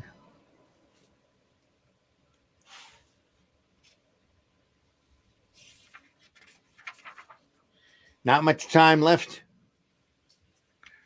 in today's episode. No, we're getting close to the end now. Yep, All we have great some of these ads. great old Warren magazine ads. Yeah. The Horror Scope movie viewer.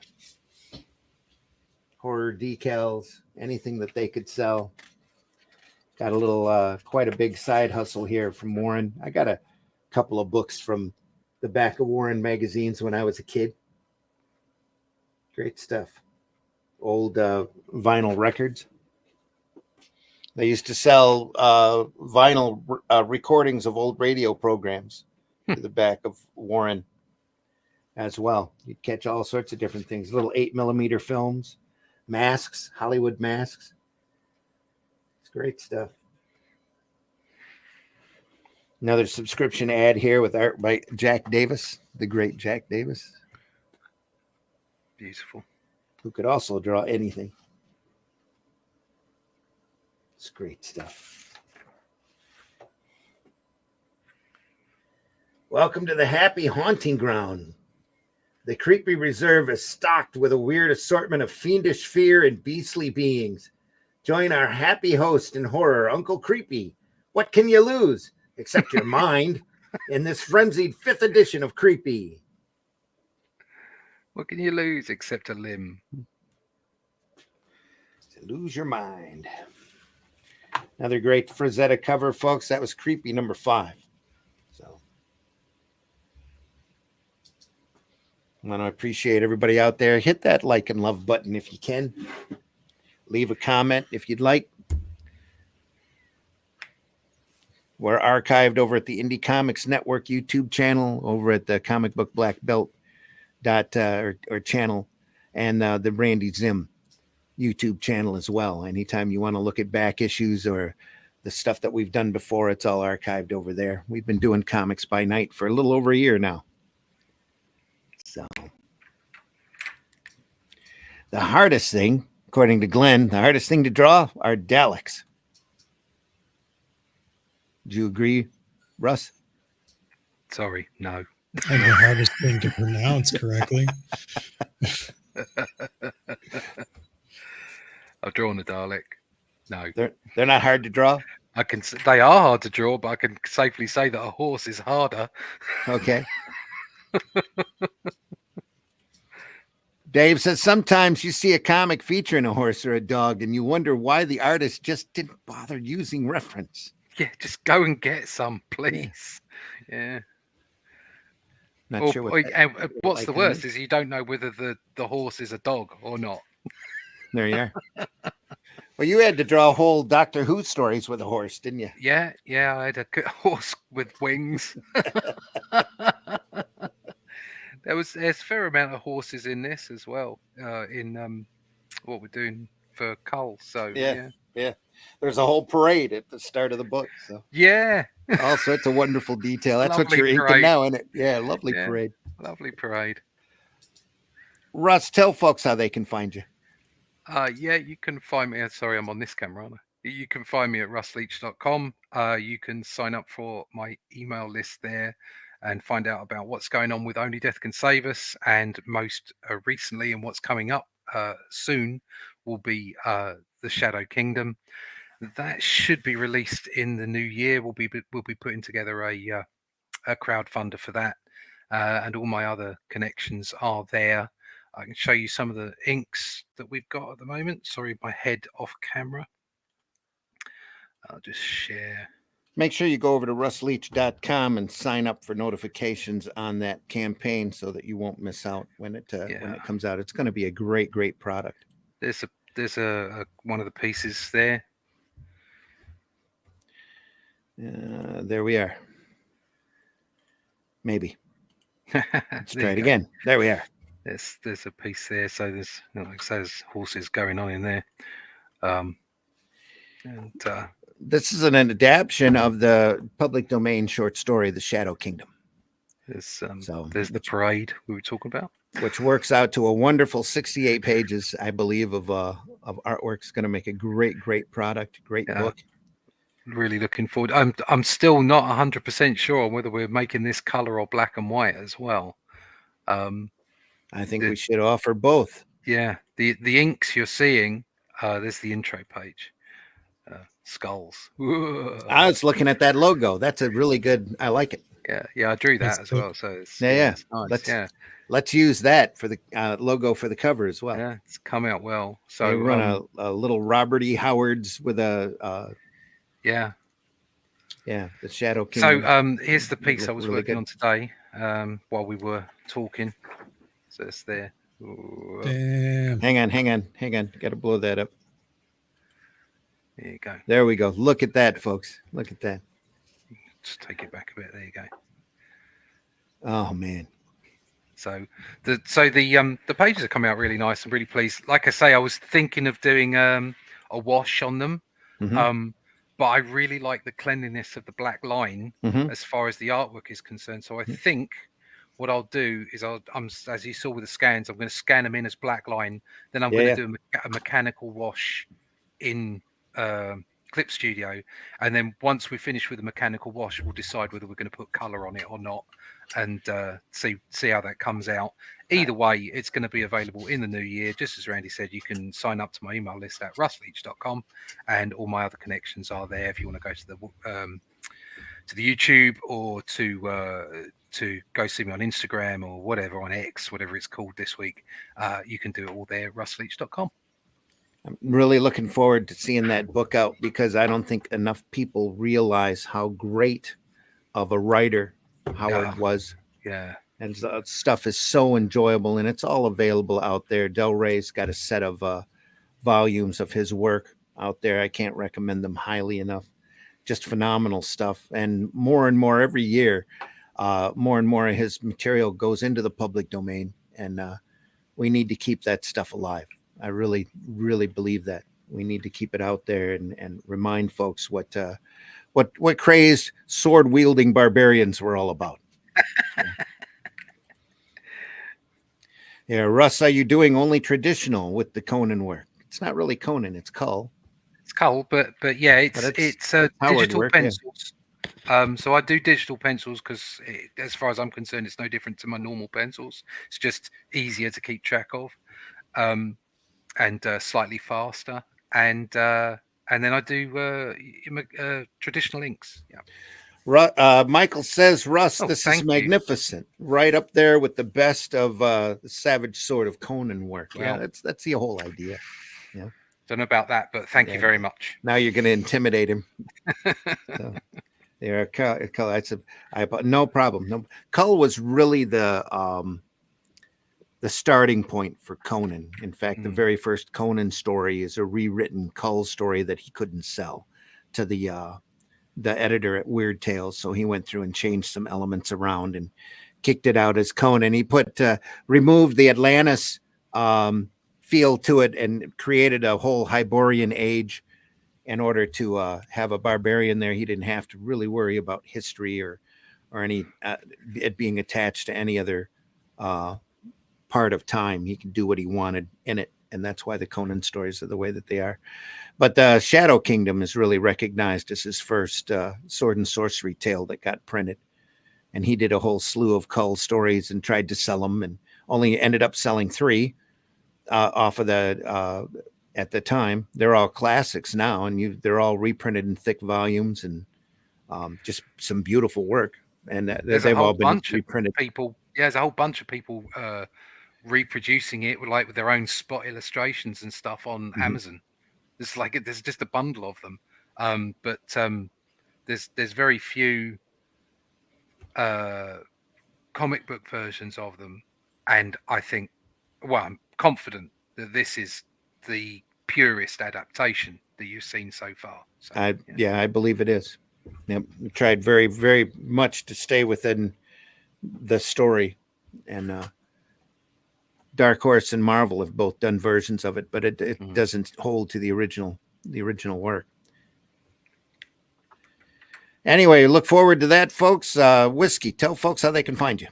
Sure, you can find me on the old X there, Bandit and Ricochet. Just type that into Google or what have you, and then you can learn about my trials and tribulations online. Look at the projects I'm looking at, and experience my weaponized autism and online there. So the first project one of the projects I'm working on here is called Driftwood. It's a story about necromancers. I got Renzo Rodriguez on pencils and inks. I've been doing fantastic artist, by the way. Yeah. He is, yeah. And I got I've been doing the 3D reference art myself. It's the wagon we talked about earlier, having to do all the undercarriage work and finding out all that works. It's surprisingly complicated. And we got I've been doing some of the characters. This is Count Dantes, and I've been doing that, and it's all tied into this same universe that I've been working on for Banner Steed and Lance, which is a tabletop game set. The comic book is set several hundred years in the future of the tabletop game, and they're completely kind of different worlds. One is sort of based on the romance of the Middle Ages with slight fantasy, and the other one is more towards the age of piracy or the age of sail, and it's high fantasy. And one's about jousting, and the other's kind of about, it's a comic book. The tabletop game is going to have 3 different kinds of modules in it. It's got a skirmish module, a full war game module, a campaign module that's similar to Risk, and 4 modules, and then a narrative module where you're playing the sort of like a tournament or like of jousting and stuff like that, and you have to go around and either like assassinate the king or accomplish other goals and stuff like that with like agents and things like that. So like sort of like kind of like a board game. So there's multiple ways you can play the game. You can play everything as like a complete campaign, or you can break it up in individual parts for like a quick half-hour session at the game store. And this has been in development for several years. The comic is probably going to come out first, and then following maybe a little after that, the production on these will finally start. Oh, quite in depth. Cool. Mm-hmm. Make them plans. Just stick to it. Yep. I've been your host, Randy Zimmerman. You can catch me over at Facebook if you want. You can try to find me on Twitter, but I'm hardly ever there. I have a page over there, but I don't go over there because I consider that to be a bastion of hate and trolling. But Facebook, if you need to talk, that's the best way to get a hold of me. Plus, I do a podcast here 2 times a week on the Indie Comics Network and Russ Leach Comic Book Black Belt channel and Randy Zim YouTube channel, where we talk about comics and the stuff that we love. And Sunday morning, we have the Sunday Funnies at 9 a.m., where we talk about the stuff that really inspires us and keeps us going. And because it's the last show in October and we try to stick to horror and horror comics, we're going to take a look at both sides of Bernie Wrightson this Sunday. Oh. And that is, I've got the Showcase Presents here of House of Mystery, which is some of his earliest work from 1971 on that very few people have seen, unless you've been lucky enough to find the Showcase Presents volume. And then also, I've got a copy of one of his sketchbooks that were put together back in the early 2000s called Creatures Featured, that has a lot of production drawings and single spot illustrations and that with Nice. it. That if we have time, we'll look through that as well. So check out for some rarely seen Bernie Wrightson this Sunday at Sunday Funnies, 9 a.m. Then next week after that, I'm doing a 2-day show in Grand Rapids. So we will be pre-recording both Comics by Night and Sunday Funnies. Well, we'll carry on more great stuff. So you can look forward to that. The chat won't necessarily be open, but the shows will broadcast at their usual time and just be pre-recorded. And we'll be looking at some other great stuff. We'll hopefully have a few other special guests, folks that really don't want to get up this early to do a Comics by Night or a Sunday Funnies. Maybe we'll get Brian. Maybe we'll see if Scott Rosema is available and show off some craziness with some different people. So hope you'll join us for those. We're always archived over at those places, though. So anytime that you're working, you can stand listening to us and looking at some great stuff. Go over there and enjoy us. Make sure you hit that like and love button and leave a comment if you can. Let us know if there's anything you want us to take a look at. We're always willing. And I've got access to a lot of stuff. We can probably find whatever you want us to take a look at if we don't have copies already, and we'd be more than happy to do that. HR says maybe some of Mike Plug's material. We went through some Weird World on Sunday Funnies. We did some Oddball Marvel books where we looked at Plug's Weird World material. That was really great stuff. And yeah, I've got quite a bit of Mike Plug. I like his stuff very much. And especially we'll make sure we look at some of that next October, especially as because he started like Frankenstein and Ghost Rider and what's it, Werewolf by Night. He started I think all three of those books, doing some phenomenal material. He did Man Thing, didn't he?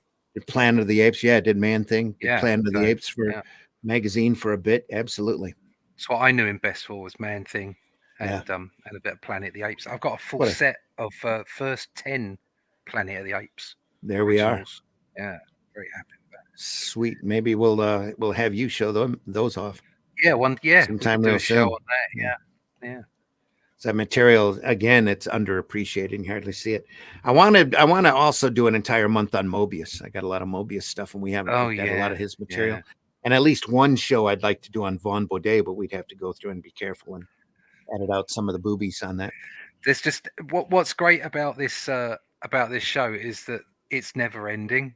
There's just so much stuff. So much. There's no way we'd ever get through everything. No. So it's wonderful content. Yeah. There's always something there, always something to look at. Hit your local conventions, hit your local retailer. Take a look at some of that older material. A lot of that they haven't even priced in maybe a decade or so. So you can get some really good deals out there. And a lot of times your local retailer would just be happy to see it go out the door because he's had it for so long. So you might be able to get some great deals if you ask nice enough. Don't try to pound them down too much. Folks, we deeply appreciate every one of you that watches us. We love doing this. That's why we do it. We're not monetized. We're not making money off of this, but we appreciate your appreciation. And we hope that you love this stuff as much as we do, because there's so much great material out there for you to see. So if you get a chance, go over to arrowcomics.store. That's where you can see some of my work. You can pick up books like he said, desperately reaching for his pile of stuff here, like Calico Shard. That's a fantasy book that I've done, or most especially, one of my proudest works is Herobot Zero, which is a book I've done primarily. A little 3-foot-tall giant robot with a bad attitude as he fights large monsters and other menaces. Keeps his city menace-free as long as he can do it on the clock and get time and a half for overtime. The Fool, also over there, urban vigilante, fighting street crime with practical joke weapons. And, little nuts. The cops are trying to get him off the street to keep himself from harming himself and others. That's also, if it's not available over there now, it will be very shortly. Arrowcomics.store. Go over there and take a look. Also, I've got 2 PDF files that are available over there of really old, an angry little cartoon monkey I do named Spank that I just recently colorized, that are available over there only in PDF format, that I'm very proud of, real happy with that work, and hope that you get a chance to take a look at that as well. Fun stuff. just lighthearted. The second issue of Spank that is dedicated to the strip club situation that we used to have here in Flint. It used to be a great little shop town and a lot of disposable income and a lot of vices. So we were the home of the $5 lap dance for many, many, many years. So you go over there and enjoy that material as well. Please, 18 and older, only for that particular book. We do have an adult warning on it. So HR says, yeah, that would be great. Yeah, he's probably talking about the Planet of the Apes material. There's so much stuff out there for so many years.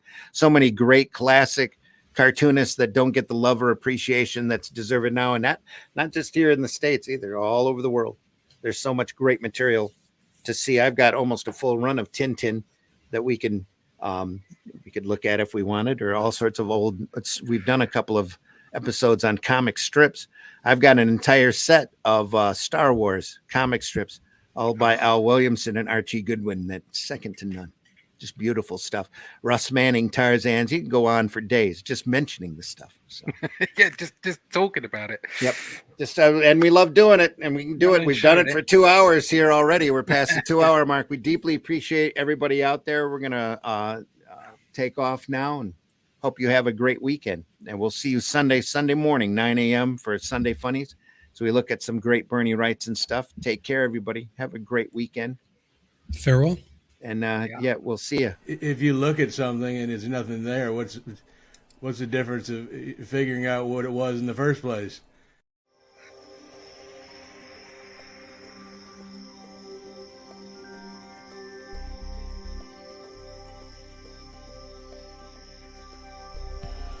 What was that? This is not a charade. We need total concentration. Now, once again, this time, with theory.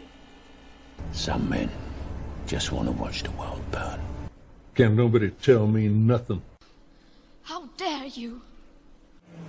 Get off my lawn.